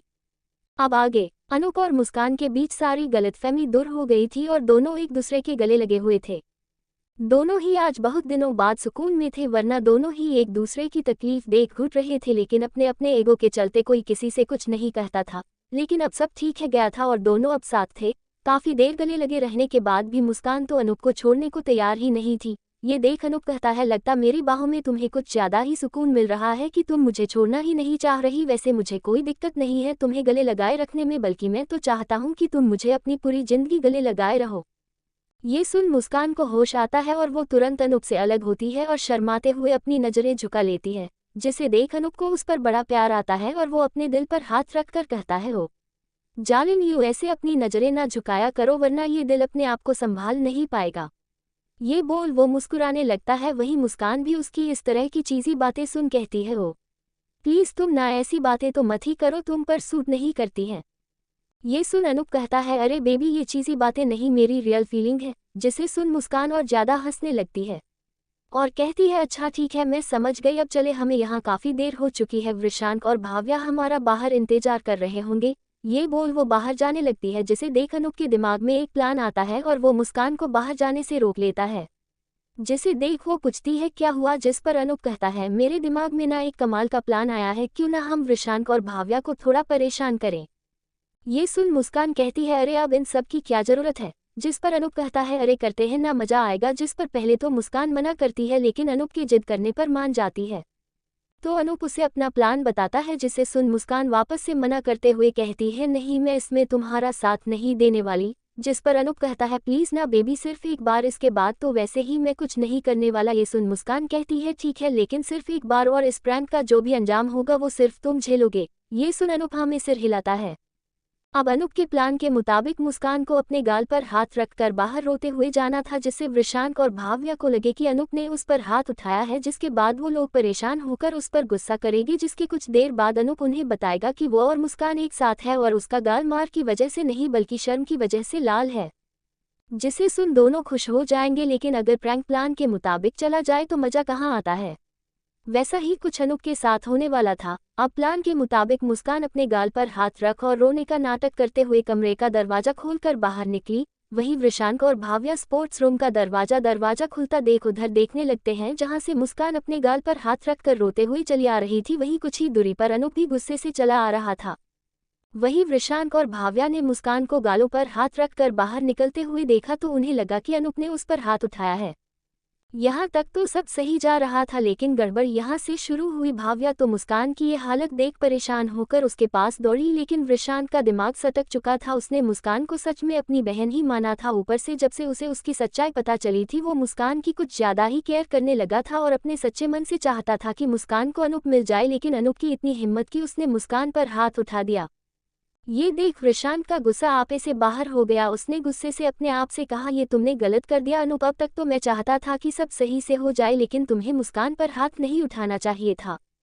ये बोल वो गुस्से से अनूप के पास गया। वहीं अनूप वृषांक और भाव्या को गुस्से में देख अपने मन ही मन हंसे जा रहा था। अब उस बेचारे को कहाँ पता था कि बहुत जल्दी ही ये हंसी उसके रोने में बदल जाएगी। वहीं वृषांक गुस्से से अनूप के पास गया और उसके मुंह पर एक जोर का थप्पड़ मार दिया। इस थप्पड़ की गूंज इतनी थी कि उसे सुन एक पल को भाव्या और मुस्कान भी काम सी गई थी। वहीं अनूप के तो तोते ही उड़ गए थे। ये तो उसने अपने प्लान में सोचा नहीं था।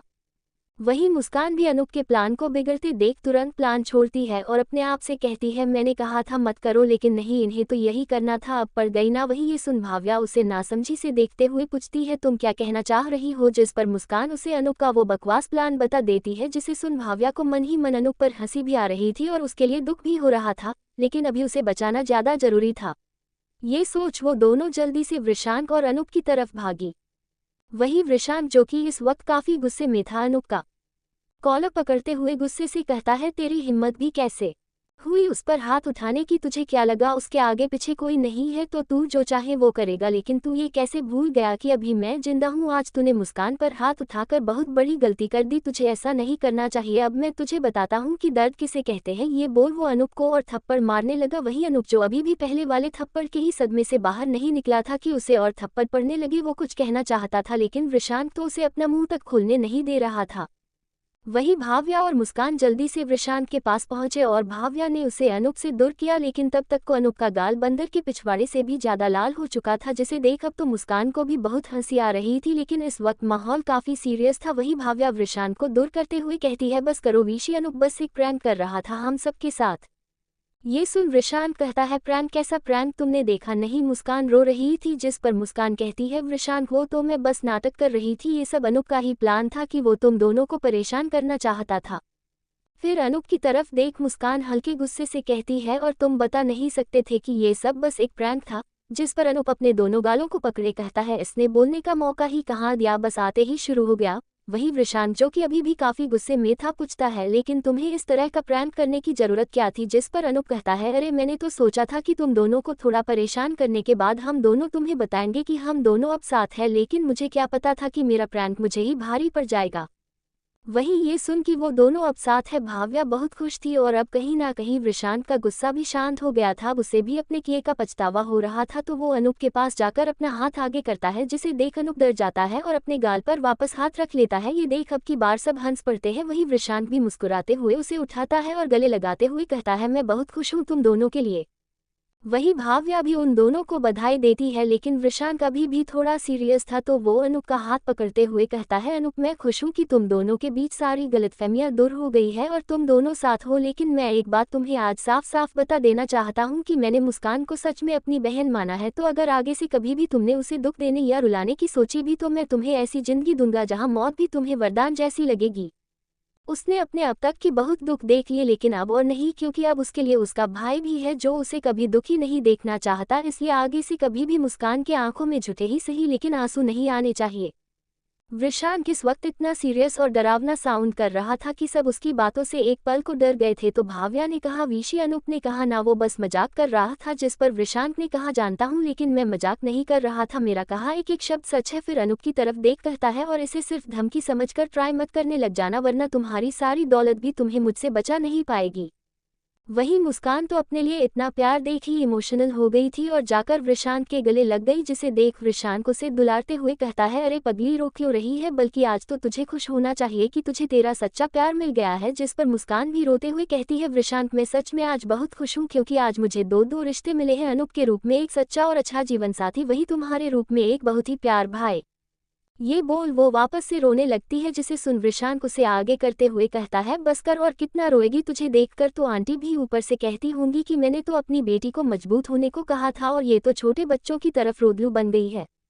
ये सुन मुस्कान के साथ साथ सब मुस्कुरा देते हैं। वहीं अनूप भी विशांत का मुस्कान के प्रति इतना प्यार देख खुश हो गया था और विशांत के पास आकर कहता है मैं वादा करता हूँ कि अब से लेकर जब तक मेरी सांस चलेगी मैं मुस्कान को कभी कोई दुख होने नहीं दूंगा। ये सुन विशांत मुस्कुरा देता है और उसे भी अपने लगे लगा लेता है। वहीं कुछ देर खड़ी भाव्या ये सब देखकर भावुक हो रही थी और सबसे कहती है अरे मैं भी हूँ, मुझे भी गले लगना है। जिस पर मुस्कान कहती है तो तुझे रोका किसने है, आजा। ये बोल वो अपनी बाहें फैला देती है, जिसे देख भाव्या भी आकर उसके गले लग जाती है। सब एक दूसरे के गले लगे रहते हैं। विशांत भी आज काफी खुश था इस बात से अनजान कि उसके आगे कितना बड़ा तूफान उसका इंतजार कर रहा है। च 47 बेचैन दिल। अब तक आपने पढ़ा कि कैसे विशांत और भाव्या ने मिलकर अनूप और मुस्कान को एक करने का प्लान बनाकर उन्हें एक कमरे में बंद कर दिया था, जहां अनूप और मुस्कान ने अपनी अपनी गलतफहमी दूर कर ली और दोनों एक हो गए। जिसके बाद अनूप ने विशांत से प्रैंक करने की सोची, लेकिन अनूप अपने की प्रैंक के जाल में ऐसा फंसा कि उसे खुद ही मुंह की खानी पड़ी। अब आगे सब एक दूसरे के गले लग रहे थे और बहुत खुश भी थे। जब ऐसे ही काफी देर तक सब गले लगे रहे तो मुस्कान ने कहा वैसे हम लोग कब तक क्यों इस तरह गले लगे रहने वाले हैं? वो क्या है कि मुझे बहुत भूख लगी है, मैंने अनूप को मनाने के चक्कर में सुबह से कुछ नहीं खाया है। ये सुन सब मुस्कुराने लगते हैं और एक दूसरे से अलग होते हैं और जाकर कैंटीन में बैठ जाते हैं। वहीं भाव्या को जब से मुस्कान के बारे में पता चला था वो बहुत ही दुखी थी, लेकिन वो इस चीज को दिखा नहीं रही थी क्योंकि उसे पता था कि मुस्कान को पसंद नहीं कि कोई उसे सहानुभूति दिखाए। लेकिन उसका उतरा चेहरा देख मुस्कान समझ गई थी कि उसे भी सब पता चल चुका है, तो वो भाव्या का हाथ पकड़ कहती है भाव्या मुझे पता है तुम्हें मेरे लिए काफी बुरा लग रहा है, लेकिन मैं नहीं चाहती कि तुम मेरे लिए बिल्कुल भी बुरा फील करो और इसीलिए मैंने तुम्हें कुछ नहीं बताया था। लेकिन अब सब ठीक है और अब से मैं भी अपने कड़वे अतीत को भुलाने की कोशिश करूंगी और आगे बढ़ने की कोशिश करूंगी, क्योंकि पहले मेरे पास ऐसा कुछ नहीं था जिसके लिए मैं आगे के सपने देखूं, लेकिन अब मेरे पास मेरा परिवार है, प्यार और एक भाई भी है और तेरे जैसी एक प्यारी और बेवकूफ़ दोस्त भी है, इसलिए मैं भी वो सब कड़वी यादें भूलकर अपनी एक नई यादें बनाना चाहती हूँ तुम लोगों के साथ। उद्धरण चिन्ह। ये सुन भाव्या इमोशनल हो जाती है और मुस्कान को गले लगा लेती है, जिसे देख विशांत और अनूप भी काफी खुश थे। तो अनूप बात रफा दफा करने के लिए कहता है अब तुम दोनों का मिलाप खत्म हो गया हो तो हम कुछ खा लें। ये सुन मुस्कान और भाव्या एक दूसरे को देख मुस्कुराने लगती है तो अनूप ही बात आगे बढ़ाने के लिए कहता है, वैसे तुम लोगों को एक गुड न्यूज देनी है। जिस पर मुस्कान और भाव्या उसे देखने लगती है। वहीं वृषांत को तो पता था कि वो गुड न्यूज क्या है, लेकिन फिर भी सबको दिखाने के लिए नाटक करते हुए पूछता है, क्या गुड न्यूज है भाई? उद्धरण चिन्ह। जिस पर अनूप कहता है, तुम्हें याद है वृषांत, मैंने तुमसे कहा था कि माया की शादी है अगले महीने और उसके लिए पैसे थोड़े कम पड़ रहे हैं। जिस पर अनूप आगे कुछ बोलता तब तक भाव्या कहती है, माया की शादी है और पैसे कम पड़ रहे हैं, ये बात तुम्हें हमें पहले ही बतानी चाहिए थी ना, हम कुछ मिलकर करते। जिस पर मुस्कान भी कहती है, हाँ उसके लिए तो मुझे भी कुछ करना है और उससे तो मुझे माफी मांगनी है, उस दिन मैंने उसे कितना कुछ सुना दिया था और माफी भी नहीं मांगी। उद्धरण चिन्ह। जिस पर अनूप कहता है, अरे देवियों पहले मेरी पूरी बात तो सुन लो, मैं ये कह रहा था कि पैसे थोड़े कम पड़ रहे थे, लेकिन कल ही किसी आरती कंपनी ने हमें काफ़ी सारा डोनेशन दिया है और वो हमारे लड़कियों को काम सिखाने और उनकी बिजनेस सेटअप करने के लिए मदद भी करने वाले हैं। ये सुन भाव्या कहती है, ये वही आरती कंपनी तो नहीं जिसने कुछ दिन पहले वो अनाथ आश्रम वाला मॉल बनाकर उन बच्चों की मदद की थी? जिस पर अनूप कहता है, हाँ ये वही है। उद्धरण चिन्ह। ये सुन भाव्या कहती है, मानना पड़ेगा उस कंपनी का मालिक है तो काफ़ी अच्छा आदमी, जो अपने काम के साथ साथ लोगों की भलाई भी कर रहा है और टैलेंटेड भी है। ये सुन अनूप कहता है, हाँ सही कहा तुमने, हॉलकी में उनसे मिला नहीं हूँ, लेकिन माया बता रही थी उनका सेक्रेटरी भी काफ़ी अच्छा है और उसने तो कल काफ़ी समय भी आश्रम में बिताया था और उनकी मदद भी की थी। उद्धरण चिन्ह। वही वृषांत अपनी तारीफ सुन के काफ़ी खुश था। भाई हो भी क्यों ना, जब आप जिसे पसंद करते हो और वो आपकी तारीफ करे तो किसे अच्छा नहीं लगेगा। लेकिन फिर अनूप कहता है, हाँ तो मेन बात यह है कि अब सब सॉल्व हो गया है, तो मैं ये चाहता हूँ कि अब तुम सब माया की शादी में शामिल हो और अपनी ब्लेसिंग्स दो। ये सुन भाव्या कहती है, क्यों नहीं, हम सब आएंगे और खूब सारी मस्ती करेंगे। उद्धरण चिन्ह।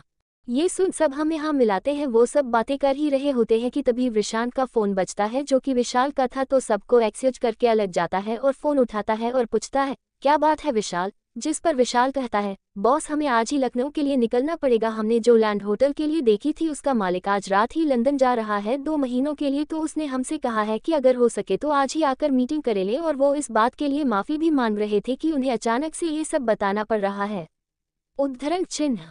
ये सुन वृषांत कहता है, ठीक है विशाल, तुम तैयार होकर सीधा एयरपोर्ट पर मिलो, मैं भी यहाँ से निकलता हूँ, वहाँ आऊँगा तो हमें लेट हो जाएगी, और हाँ सारी जरूरी फाइलें रख लेना, अब जा ही रहे हैं तो बाकी के सारे काम भी करते हुए ही आएंगे ताकि बार बार जाना ना पड़े।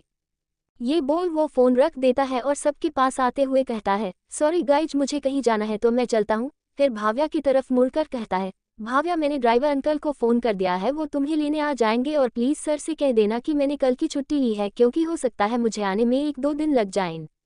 उद्धरण चिन्ह।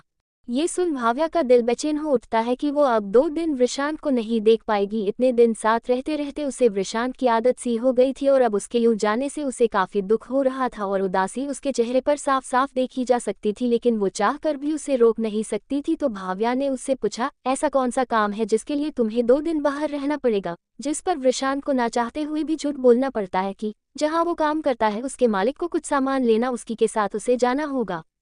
उद्धरण चिन्ह। ये सुन भाव्या को उस मालिक पर बहुत गुस्सा आता है। वहीं वृषांत ये बोल वहां से निकल जाता है, जिसे भाव्या बस जाते हुए देखती रह जाती है, और ना चाहते हुए भी उसकी आंखों में नमी आ जाती है, जिसे वो अनूप और मुस्कान के बड़ी सफाई से छिपा लेती है। वहीं वृषांत वहां से निकल सीधा एयरपोर्ट पहुंचता है, जहां उसे विशाल उसका ही वेट करता हूं मिल जाता है, और दोनों लखनऊ के लिए निकल जाते हैं और शाम होते होते लखनऊ पहुंच जाते हैं। लखनऊ नवाबों का शहर, एक ऐसा शहर जहां की तहजीब की लोग मिसालें देते हैं। नफाजत और नज़ाकत का अद्भुत संगम है ये शहर, जहां किसी को किसी बात की कोई जल्दी नहीं। ऐसा शहर जहां के लोगों से अगर आप 2 मीठे बोल भी बोल दो तो वो आपके लिए जान तक देने को तैयार हो जाएंगे।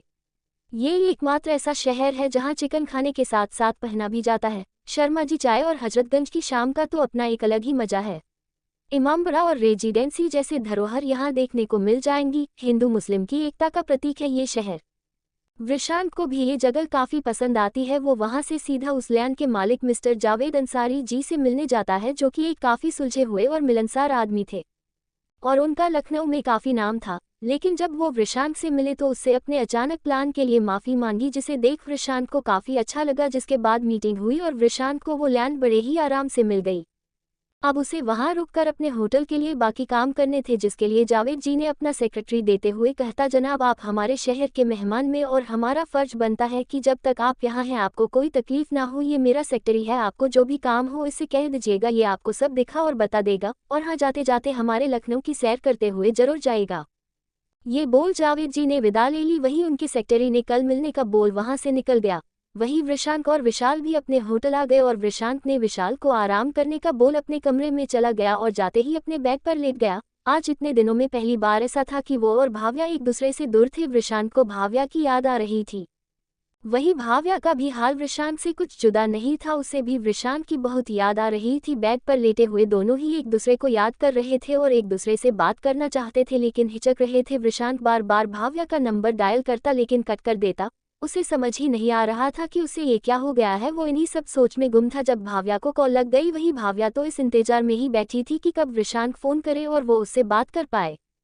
वही वृषांक अपनी सोच हमें गुम था जब भाव्या को कॉल लग गई थी और जब तक उसे इस बात का एहसास होता तब तक तो भाव्या ने कॉल उठा ली थी। ये देख वृषांक अपने माथे पर मारते हुए कहता है, क्या जरूरत थी फोन करने की, क्या सोच रही होगी वो। वही भाव्या भी अपने आप से सवाल कर रही थी, उठा तो लिया लेकिन कहूंगी क्या। दोनों ही अपनी अपनी सोच में थे कि बात क्या करेंगे, लेकिन वो कहते हैं कि सच्ची मोहब्बत को अल्फाज की जरूरत नहीं होती, उसके लिए तो सामने वाले का एहसास ही काफी है। 48 एहसास दिलों के। अब तक आपने पढ़ा कि कैसे मुस्कान और अनूप के बीच सब ठीक हो जाता है, जिसके बाद सब बैठकर कैंटीन में गप्पे मार रहे थे कि तभी वृषांक को विशाल का फोन आता है कि उसे तुरंत ही लखनऊ के लिए निकलना होगा, जिसे सुन भाव्या थोड़ी उदास हो जाती है। वही वृषांक को भी यूं इस तरह भाव्या से दूर रहना थोड़ा खल रहा था, लेकिन काम तो काम है, करना तो पड़ेगा ही, ये सोच वो निकल जाता है। अब आगे वृषांक अपने होटल रूम में आकर बेड पर लेटे हुए भाव्या को ही याद कर रहा था, क्योंकि इतने दिनों में ये पहली बार था जब दोनों एक दूसरे से अलग थे।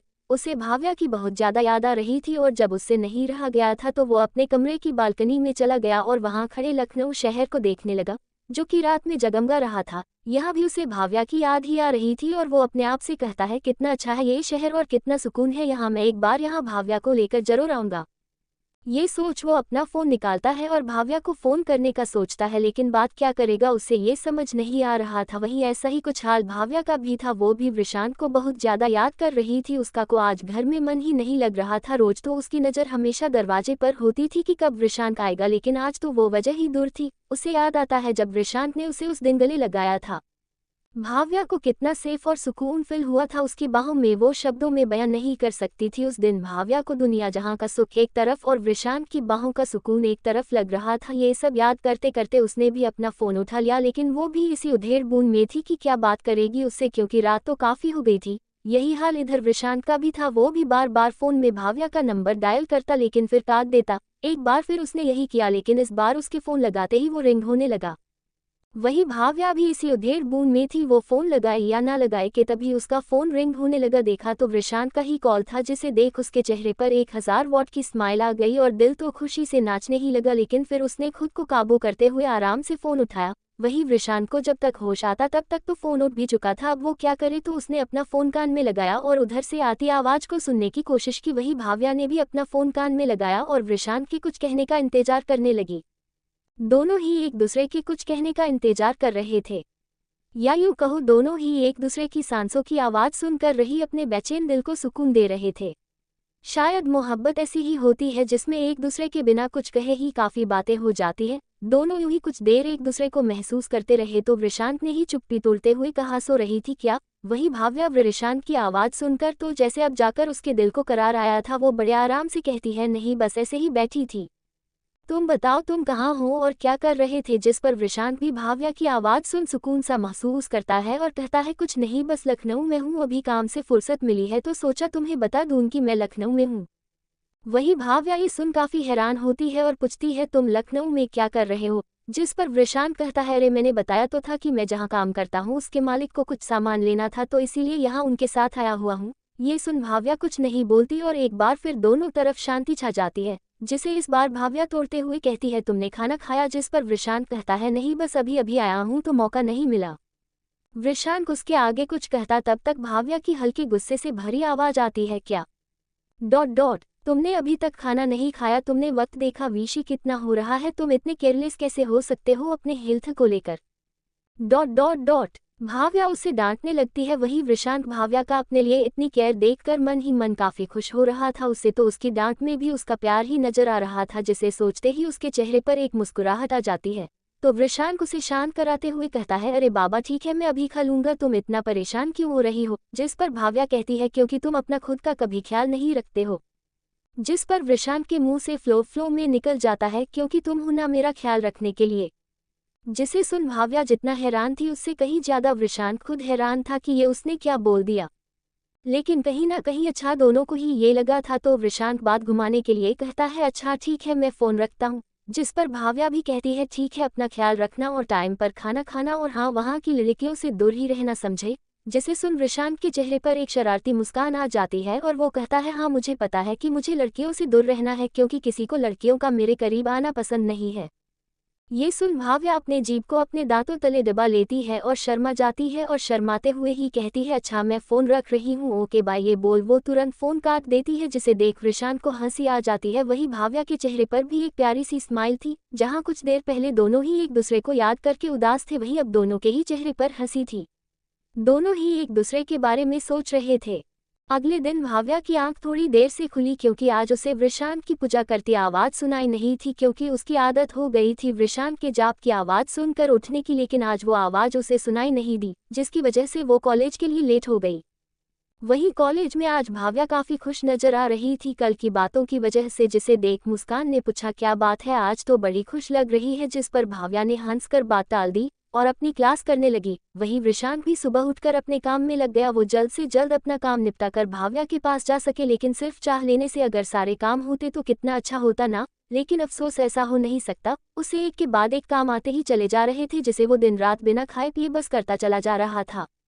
यहाँ तक कि रात होते होते तक वो इतना थक जाता था कि बेड पर जाते ही उसे नींद आ जाती थी। वही भाव्या वृषांक के फोन न आने से थोड़ी परेशान तो हुई, लेकिन फिर ये सोचकर हो सकता है कुछ काम आ गया हो इसलिए नहीं कर पाया, वो भी सो जाती है। लेकिन यहाँ लखनऊ में काम है कि खत्म होने का नाम ही नहीं ले रहे थे, जिसके चलते 2 दिन कब 1 हफ्ते में बदल गए उसे पता ही नहीं चला। इस बीच उसकी भाव्या से एक बार भी बात नहीं हो पाई थी। वही भाव्या का तो और भी ज्यादा बुरा हाल था। वो तो पहले ही वृषांक के जाने से दुखी थी, लेकिन अब उसके फोन न करने से और ज्यादा उदास रहने लगी थी। जिसे देख कौशल्या जी ने पूछा भी कि क्या बात है, लेकिन भाव्या क्या बताती जब उसे खुद कुछ पता नहीं चल रहा था कि वो इतनी ज्यादा दुखी और परेशान क्यों है। अब वो घंटों अपने फोन को देखा करती कि शायद वृषांक का फोन आ जाए और वो उठा ना पाए, लेकिन ऐसा कुछ नहीं होने वाला था। वो अपने आप से बातें करती हुई कहती है, याद नहीं आती होगी ना मेरी उसे, शायद इसीलिए उसने फोन करना जरूरी नहीं समझा। इतना भी क्या काम में बिजी हो जाना कि एक फोन तक करने की फुर्सत नहीं होती है। अरे फोन करो मत, लेकिन उठा तो लो। लेकिन नहीं, और करे भी क्यों, मैं लगी कौन हूँ उसकी। शायद मैंने ही कुछ ज्यादा सोच लिया कि हम दोनों के बीच दोस्ती से ज्यादा कुछ है। ये बोल वो सिसकने लगी। वही वृषांक का हाल भी कुछ ज्यादा अच्छा नहीं था। वो अपने काम जल्दी जल्दी निपटा रहा था, लेकिन उसे हर वक्त बस भाव्या ही याद आती थी। वो चाहता था कि कितनी जल्दी काम खत्म हो और वो भाव्या के पास जा सके। उधर भाव्या को तो अब हर जगह वृषांक नजर आने लगा था, जिसे देख वो खुश हो जाती, लेकिन जैसे ही उसके पास जाती तो वो वहां से गायब हो जाता, जिसे एहसास कर वो और ज्यादा दुखी हो जाती। ये सब मुस्कान काफी दिनों से देख रही थी, तो उसने भाव्या से इस बारे में बात करने की सोची और उसे लेकर कैंटीन में आ गई और उसे देखने लगी। वही भाव्या तो अभी उदासी थी, जिसे देख मुस्कान पूछती है, मैडम क्या हुआ है, क्यों देवदास मोड ऑन कर लिया है तुमने। जिसे सुन भाव्या अपने होश में आती है और कहती है, तू क्या बात कर रही है, ऐसा कुछ नहीं, मैं क्यों देवदास बनूंगी, मैं वृषांक के बारे में नहीं सोच रही थी। जिस पर मुस्कान कहती है, लेकिन मैंने तो कहा ही नहीं कि तू वृषांक के बारे में सोच रही थी। ये सुन भाव्या का सब्र अब जवाब दे गया और वो मुस्कान के गले लग फुट फुट कर रोने लगी, जिसे देख एक पल को तो मुस्कान भी घबरा गई कि आखिर ऐसी क्या बात हो गई। तो मुस्कान उसे संभालते हुए पूछती है, क्या है भाव्या बताओ मुझे। जिस पर भाव्या रोते हुए कहती है, 1 हफ्ते से उसकी कोई खबर नहीं है, मुझे अब डर लग रहा है। ये सुन मुस्कान समझ जाती है कि भाव्या किसकी बात कर रही है, तो वो उसे संभालते हुए कहती है, अरे तो हो सकता है ना उसे कुछ काम आ गया हो, तू परेशान क्यों होती है, बच्चा थोड़ी है वृषांक। जिस पर भाव्या कहती है, इतना भी क्या बिजी होना कि फोन तक करने की फुर्सत नहीं है। जिसे सुन मुस्कान कहती है, हो सकता है कोई काम सच में जरूरी आ गया हो जिसके कारण वो तुझे फोन नहीं कर पा रहा हो। लेकिन भाव्या फिर भी चुप नहीं होती तो मुस्कान उसे खुद से अलग कर पूछती है, भाव्या क्या तुम विशांत से प्यार करने लगी हो? जिसे सुन भाव्या मुस्कान को देखने लगती है और कहती है ऐसा कुछ नहीं है, मुझे बस उसकी फिक्र हो रही थी, बस और कुछ नहीं। जिसे सुन मुस्कान कहती है, भाव्या मेरी आंखों में देखकर ये बात बोलो, क्योंकि मुझे पता है तुम दोनों के बीच हो है वो दोस्ती से बगल कर है, वरना कोई दोस्त अपने दोस्त के लिए इतना परेशान नहीं होता। ये सुन भाव्या उसे देखने लगी। जब 49 वहम या हकीकत। अब तक आपने पढ़ा कि कैसे विशांत को अपने काम की वजह से लखनऊ के लिए निकलना पड़ता है, जिसे देख भाव्या काफी दुखी हो जाती है लेकिन उसे रोक नहीं पाती। वहीं विशांत को भी यूं इस तरह भाव्या से दूर होकर बिल्कुल भी अच्छा नहीं लग रहा होता है, लेकिन काम है तो करना तो पड़ेगा ही। लेकिन यादों का क्या किया जा सकता है, वो तो आ ही जाती है। विशांत भाव्या को याद करके उसे फोन करता है और दोनों ही एक दूसरे से बात करके काफी खुश और सुकून महसूस करते हैं। लेकिन अगले ही दिन से विशांत काम में इतना ज्यादा बिजी हो जाता है कि उसे भाव्या को फोन करने के लिए वक्त ही नहीं मिलता। अब आगे मुस्कान विशांत के फोन न करने से काफी ज्यादा उदास रहने लगी थी, जिसे देख मुस्कान उससे पूछती है क्या बात है, क्यों देवदास मोड ऑन करके बैठी है? जिस पर भाव्या अपने ख्यालों से बाहर आते हुए कहती है ना, नहीं ऐसा तो कुछ नहीं है, मैं क्यों देवदास बनूंगी, मैं कोई विशांत को याद थोड़ी कर रही हूँ जो उदास रहूंगी। जिस पर मुस्कान कहती है पर मैंने तो कहा ही नहीं तू विशांत की वजह से उदास है। उसका ये बोलना था कि भाव्या जो अब तक अपने आप को किसी तरह संभाल कर बैठी हुई थी उसका सारा सब्र छूट जाता है और वो फुट फुट कर रोने लगती है। जिसे देख मुस्कान पहले तो हैरान हो जाती है, फिर भाव्या को संभालते हुए कहती है, भाव्या मेरी तरफ देखो, देखो मेरी तरफ। तो भाव्या उसे देखती है तो मुस्कान पूछती है, भाव्या क्या तुम विशांत से प्यार करने लगी हो? जिस पर भाव्या उसे देखने लगती है लेकिन कहती कुछ नहीं। वहीं मुस्कान भाव्या का जवाब न पाकर उसे समझ में आ जाता है कि जो उसने सवाल पूछा है उसका जवाब क्या है। तो मुस्कान कहती है, तो फिर तुमने उससे ये बताया क्यों नहीं? जिस पर भाव्या कहती है, मुझे भी कहाँ एहसास था इस बात का कि मैं उसे इतना प्यार करने लगी हूँ कि उसकी एक पल की भी दूरी मुझसे बर्दाश्त नहीं होगी। मुझे तो उसके जाने के बाद ये एहसास हुआ कि मैं उसे कितना चाहने लगी हूँ, लेकिन तब से तो उसने मुझसे बात ही नहीं की, ऊपर से जब मैं फ़ोन कर रही हूँ तो फ़ोन भी नहीं उठ रहा है। मुस्कान मेरा मन बहुत घबरा रहा है, कहीं उसे कुछ हो तो नहीं गया है या फिर उसे वहाँ कोई दूसरी लड़की पसंद आ गई हो जिसकी वजह से वो मुझे फ़ोन नहीं कर रहा है, वरना इतना भी क्या काम में बिजी होना कि एक फ़ोन भी नहीं कर पा रहा है वो मुझे। जिस पर मुस्कान कहती है, क्या तू भी कुछ भी सोचती रहती है? तुझे लगता है क्या कि विशांत कभी ऐसा कुछ करेगा? तुझे विश्वास नहीं है क्या उस पर? जिस पर भाव्या कहती है, उस पर तो है लेकिन आजकल की लड़कियों पर नहीं है। हैंडसम लड़का देखा नहीं कि चिपक जाती है जाकर और उसे पाने के लिए कुछ भी करने को तैयार हो जाती है। मुस्कान उसकी बातों में जलन की भावना नोटिस कर लेती है और उसे छेड़ते हुए कहती है, हो तुझे तो अभी से इतनी पेजेसिव है उसके लिए? जिस पर भाव्या भी इतराते हुए कहती है, और नहीं तो क्या मुझे नहीं पसंद कि कोई मेरे बॉयफ्रेंड की तरफ आंख उठाकर भी देख, क्योंकि वो सिर्फ और सिर्फ मेरा है। ये सुन मुस्कान और जोर से हंसने लगती है और कहती है, जियो मेरी शेरनी, तू तो कतई खूंखार लग रही है। मुझे तो अभी से ही बेचारे विशांत पर दया आ रही है। अगर कभी गलती से भी उसने किसी लड़की को आंखों उठाकर भी देख लिया तो तू तो उसका जीना ही हराम कर देगी। जिस पर भाव्या कहती है, हो ये तू क्या कह रही है? और तुझे विशांत पर तरस आ रहा? बल्कि तुझे तो मुझे सपोर्ट करना चाहिए, क्योंकि यहाँ मैं हूँ जो उसे जिंदगी भर झेलने वाली हूँ। जिंदगी भी मुझे उसे दूसरी लड़कियों से बचाकर रखना होगा। ये हैंडसम बॉयफ्रेंड होना भी सच में एक सिरदर्द ही है। ये सुन मुस्कान और जोर से हंसने लगती है और बड़े ही शायराना अंदाज में कहती है, ये इश्क नहीं आसा, बस इतना समझ लीजिए कि एक आग का दरिया है और डूब के जाना है। ये सुन भाव्या कहती है, यार एक तो मैं यहाँ पहले ही काफ़ी टेंशन में हूँ और तू है कि मेरे मजे ही ले जा रही है। जिस पर मुस्कान कहती है, मेरी जान तुझे विशांत पर थोड़ा भरोसा रखना चाहिए, क्योंकि जहाँ तक मैं जानती हूँ वो बिल्कुल भी ऐसा लड़का नहीं है जो किसी के भी बहकावे में आ जाएगा। और रही बात उसके फ़ोन ना करने की, तो यार हो सकता है उसे सच में काफ़ी काम हो जिसकी वजह से वो तुम्हें कॉल ना कर पा रहा हो। तुझे इतना टेंशन नहीं लेना चाहिए, बल्कि तुझे तो ये सोचना चाहिए कि तू विशांत को अपने दिल की बात कैसे बताएगी। ये सुन भाव्या शर्माने लगती है। उसे मुस्कान से अपने दिल की बात करने के बाद काफ़ी अच्छा लग रहा होता है, लेकिन अभी भी वो विशांत के फ़ोन न करने से परेशान थी। जिसके बाद वो अपने घर के लिए निकल जाती है और यूं ही 2 दिन और बीत जाते हैं। इन दिनों में भी विशांत ने भाव्या को कोई कॉल नहीं की थी, जिसकी वजह से भाव्या को तो अब विशांत हर जगह ही नजर आने लगा था, और जैसे ही वो उसे देख खुश होकर उसके पास जाती है वो हवा की तरह गायब हो जाता, जिसे देख भाव्या फिर मायूस हो जाती। लेकिन कहते हैं इंतजार का फल हमेशा मीठा ही होता है, ऐसा ही कुछ भाव्या के साथ भी होने वाला था। रात में सबके खाना खाने के बाद भाव्या बर्तनों को किचन में रख कर आकर बाहर गार्डन में बैठ जाती है और विशांत के साथ बिताए उन पलों को याद करने लग जाती है जिनमें वो दोनों एक साथ थे। कि तभी उसकी नज़र सामने खड़े विशांत पर जाती है, जो उसे देख मुस्कुरा रहा होता है, लेकिन भाव्या उसे अपना वहम समझकर कोई भी रिएक्शन नहीं देती। जिसे देख वृषांक हैरान हो जाती है। दरअसल वृषांक अपना काम जल्दी से जल्दी निपटा कर भाव्या के पास जाना चाहता था, क्योंकि इन दिनों उसने अपने काम के चलते भाव्या से बिल्कुल भी बात नहीं की होती है। पूरे रास्ते आते वक्त वो यही सोच रहा होता है कि भाव्या उसे देख क्या रिएक्शन देगी, जिसे सोच वो थोड़ा नर्वस हो रहा होता है। लेकिन उसने भाव्या से इस रिएक्शन की उम्मीद तो बिल्कुल भी नहीं की थी। उसे समझ ही नहीं आ रहा था कि भाव्या ने उसे देखकर भी इग्नोर क्यों कर दिया। वही भाव्या वृषांक को अपना केवल वहम मानकर उसे नहीं देखती और वहां से जाने लगती है। उसे यूं इस तरह जाता देख वृषांक और ज्यादा हैरान हो जाता है और सोचता है ये क्या, उसने मुझे इग्नोर किया, आखिर ये हो क्या रहा है। तो वो वापस से भागकर भाव्या के सामने खड़ा हो जाता है, जिसे देख भाव्या कहती है क्यों कर रहे हो तुम ऐसा, मुझे पता है तुम सिर्फ मेरे वहम हो, अभी मैं तुम्हें हाथ लगाऊंगी और तुम गायब हो जाओगे। क्यों कर रहे तुम ऐसा विशी, क्या तुम्हें मेरी याद बिल्कुल भी नहीं आ रही है? तुमने एक बार भी मुझे फ़ोन नहीं किया, यहाँ तक मेरे फ़ोन का भी जवाब नहीं दिया और बार बार तुम यूं इस तरह मेरे सामने आकर मुझे और तड़पा रहे हो। ये सब सुन वृषांक को अब अपनी गलती का एहसास होता है कि वो अपने काम में इतना खो गया था कि उसने भाव्या को पूरी तरह से इग्नोर कर दिया था। और एक वो थी कि हर पल मुझे याद कर रही थी। ये जानकर कि भाव्या उसे हर पल याद कर रही थी, उसे कहीं ना कहीं बहुत अच्छा लगता है और उसका दिल प्यार से भर जाता है। तो वृषांक उससे बड़े प्यार से कहता है इस बार हाथ लगा कर देखो, मैं नहीं गायब होऊंगा। जिस पर भाव्या कहती है ये तुम हर बार कहते हो लेकिन फिर भी गायब हो जाते हो। जिसे सुन वृषांक मुस्कुराने लगता है और कहता है लेकिन मैं इस बार झूठ नहीं बोल रहा हूँ। जिस पर भाव्या ये सुन उसके पास जाकर उसे छूने को ही होती है कि अब वृषांक से बिल्कुल भी रहा नहीं जा रहा था, तो भाव्या को पकड़कर अपने गले से लगा लेता है, जिसे देख भाव्या भी हैरान हो जाती है।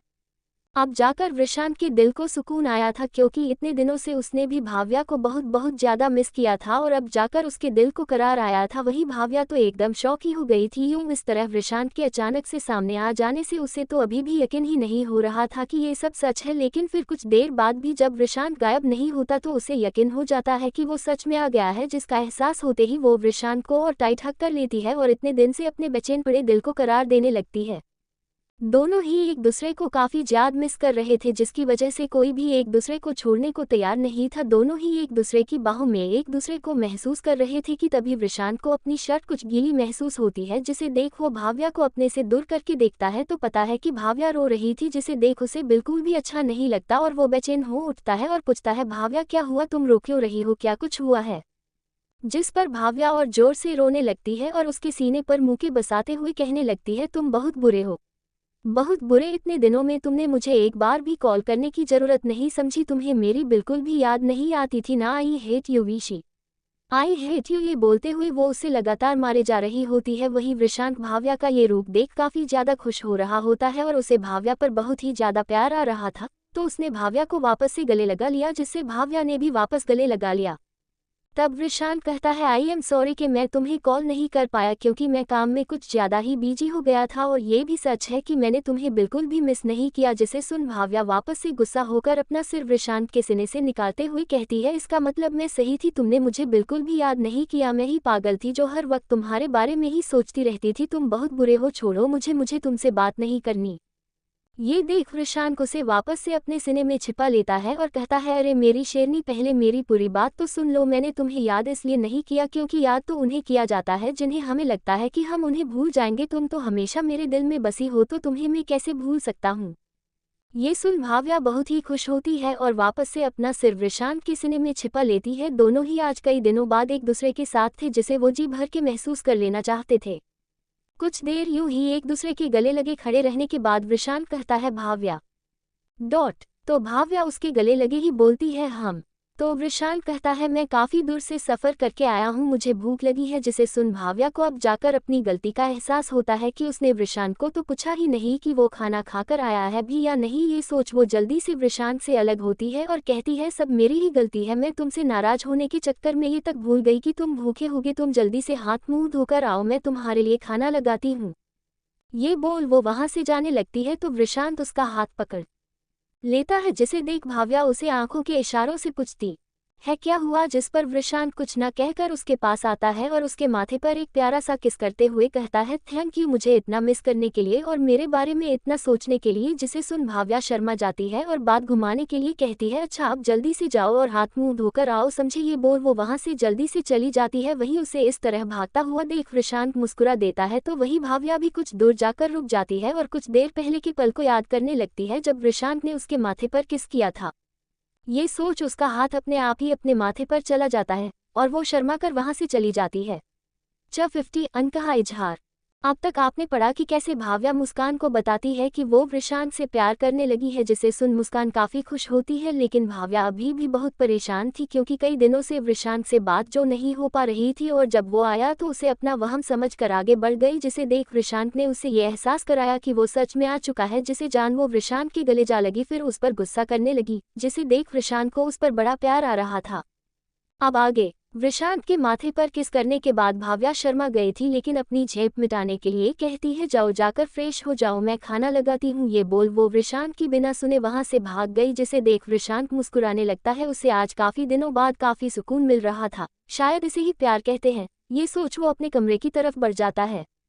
वही भाव्या भी आगे आकर रुक जाती है और अभी अभी हुए उस मोमेंट को याद कर रही होती है कि कैसे वृषांत ने उसके माथे पर किस किया था, जिसे याद कर भाव्या के हाथ अपने आप उसके माथे पर चले जाते हैं और वो भी मुस्कुरा देती है। उसे भी आज कई दिनों बाद सुकून मिला था क्योंकि वृषांत से बात ना हो पाने के कारण वो काफी उदास और बेचैन जो रहने लगी थी। कुछ देर बाद वृषांत आकर डाइनिंग टेबल पर बैठ जाता है तो भाव्या भी उसके लिए खाना ले आती है और आकर उसे पास ही बैठ जाती है। दोनों ही अभी कुछ देर पहले जो हुआ उसकी वजह से थोड़ा ऑकवर्ड महसूस कर रहे थे और नजरें नहीं मिला रहे थे, तो भाव्या ने ही इस माहौल को थोड़ा लाइट करने के लिए पूछा तो तुम्हारा काम हो गया लखनऊ में, वैसे कैसा लगा तुम्हें लखनऊ? जिस पर वृषांत उसे अपने लखनऊ में बिताए पलों को बताने लगता है, जिसे भाव्या बड़े ध्यान से सुन रही होती है, या यूं कहें उसे तो वृषांत की हर छोटी से छोटी बात में भी दिलचस्पी थी। वहीं वृषांत भी उसे काफी कुछ बता रहा था और अंत में कहता है तो ये था मेरा लखनऊ का सफर, मुझे वहाँ के लोग काफी अच्छे लगे और उनकी बोली तो बहुत ही अच्छी है, मैं तुम्हें भी एक बार वहाँ जरूर ले जाऊंगा। ये सुन भाव्या मुस्कुरा देती है तो वृषांत भी अपना खाना खाने में बिजी हो जाता है और भाव्या उसे देखने में वृषांत खाना खत्म कर कहता है भाव्या क्या तुम आइसक्रीम खाना चाहोगी? जिस पर भाव्या कहती है ठीक है चलो। ये सुन वृषांत कहता है ठीक है तुम बाहर वेट करो, मैं वॉलेट और चाबी लेकर आता हूँ। ये बोल वो अपने कमरे में चला जाता है। वहीं भाव्या कार के पास चली जाती है। वृषांत वॉलेट और चाबी उठाकर जाने को होता है कि उसे कुछ याद आता है। वो जल्दी से अपना बैग खोलता है और उसमें से कुछ निकालता है और देखकर मुस्कुरा देता है। उसे लेकर वो भाव्या के पास आ जाता है और उससे छिपाकर कार में रख देता है, जिसके बाद दोनों आइसक्रीम खाने चले जाते हैं। मौसम काफी अच्छा हो रहा था, ऊपर से जब आपका चाहने वाला आपके साथ हो तो वो और भी ज्यादा सुहाना हो जाता है। ऐसा ही कुछ भाव्या और वृषांत भी महसूस कर रहे थे। इस 10 दिन की जुदाई ने उन्हें कहीं ना कहीं और नजदीक ला दिया था, जिसे दोनों ही फील कर पा रहे थे। वृषांत एक आइसक्रीम पार्लर के बाहर कार रोकता है और भाव्या के लिए आइसक्रीम लाने चला जाता है। वहीं भाव्या तो अभी भी अपने और वृषांत के बारे में ही सोच रही होती है कि तभी वृषांत आइसक्रीम ले आता है, जिसे दोनों ही खेलते और मस्ती करते हुए खाने लगते हैं। काफी देर मस्ती करने के बाद दोनों वॉक करने लगते हैं, जहां वृषांत बार बार भाव्या का हाथ पकड़ने की कोशिश कर रहा होता है और अंत में वो उसका हाथ पकड़ ही लेता है, जिसे देख भाव्या पहले उसके पकड़े हुए उस हाथ को और फिर वृषांत को देखने लगती है, जिसे देख वृषांत जल्दी से वो हाथ छोड़ देता है और हकलाते हुए कहता है आई थिंक हमें चलना चाहिए, काफी रात हो गई है। ये बोल वो जैसे ही जाने को मुड़ता है, इस बार भाव्या उसका हाथ पकड़ लेती है और कहती है साथ में चलते हैं। जिसे सुन वृषांत तो बस भाव्या को ही देखता रह जाता है और दोनों शांति से एक दूसरे का हाथ पकड़कर चलने लगते हैं। दोनों ही ये पल एंजॉय कर रहे होते हैं। आज दोनों ने ही कहीं ना कहीं अपना अनकहा इजहार कर दिया था कि दोनों ही एक दूसरे के लिए कुछ तो फील करते हैं। जहां भाव्या को तो कलिया था कि वो वृषांत से बेपनाह मोहब्बत करती है, तो वृषांत को भी कहीं ना कहीं अब उससे प्यार तो होने ही लगा था, जिसे वो अभी समझ नहीं पा रहा था। दोनों यूं ही कुछ देर साथ में बिताते हैं, जिसके बाद दोनों ही घर के लिए निकल जाते हैं। पूरे रास्ते भी वृषांत ने भाव्या का हाथ नहीं छोड़ा था, जिसे देख भाव्या को भी काफी खुशी हो रही थी। दोनों घर पहुंचते हैं तो भाव्या जाने लगती है, तो उसे जाता देख वृषांत कहता है भाव्या डॉट, जिस पर भाव्या मुड़कर पूछती है हाँ विशी क्या हुआ?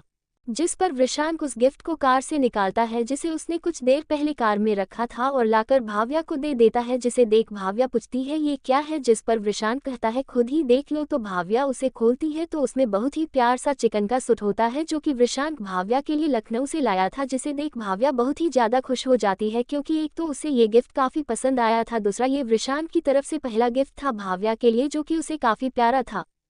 उसे देख भाव्या खुश हो जाती है और खुशी के मारे वृषांत को गले लगा लेती है और कहती है थैंक यू, इस गिफ्ट के लिए मुझे बहुत पसंद आया, इसे मैं हमेशा संभाल कर रखूंगी। ये सुन वृषांत भी मुस्कुरा देता है और कहता है मैं चाहता हूं कल तुम इसे पहनो। जिस पर भाव्या भी उसे हाथ से हिला देती है और उसे गुड नाइट कहकर जाने लगती है। लेकिन फिर रुक कर मुड़ती है और जल्दी से जाकर कहती है ये तुम्हारा रिटर्न गिफ्ट है। ये बोल वो वृषांत को गाल पर किस करके अपने कमरे में भाग जाती है, जिसे देख वृषांत पहले तो हैरान हो जाता है, उसने ऐसा कुछ उम्मीद नहीं किया था भाव्या से, लेकिन फिर उसकी इस क्यूट हरकत तो सोच मुस्कुराने लगता है और अपने कमरे में चला जाता है। अगले दिन वापस से सबकी नींद वृषांत के ओम नमः शिवाय के जाप से खुलती है, जिससे सबको पता चल जाता है कि वृषांत वापस आ चुका है, तो सब पूजा में आकर शामिल होते हैं। जिसके बाद वृषांत नाश्ते की टेबल पर बैठता है तो भावेश जी पूछते हैं तो वृषांत कैसा रहा तुम्हारा काम, सब ठीक था? जिस पर वृषांत कहता है जी अंकल सब ठीक है, सारा काम अच्छे से हो गया। जिस पर कौशल्या जी कहती है आप तो बस हमेशा काम की बातें करते हैं। ये बोल वो वृषांत से पूछती है वृषांत लखनऊ गए थे, सिर्फ काम ही किया या थोड़ा बहुत घूमे फिरे भी? जिस पर वृषांत कहता है जी आरटी घुमा भी और काफी सारी शॉपिंग भी की है, आप लोगों के लिए भी कुछ लाया हूँ। ये बोल वो अपने कमरे में जाकर 2 गिफ्ट बॉक्स उठाकर लाता है और भावेश और कौशल्या जी को देते हुए कहता है मैं जानता हूँ कि ये उतना महंगा तो नहीं है, लेकिन उम्मीद करता हूँ आप लोगों को पसंद आएगा।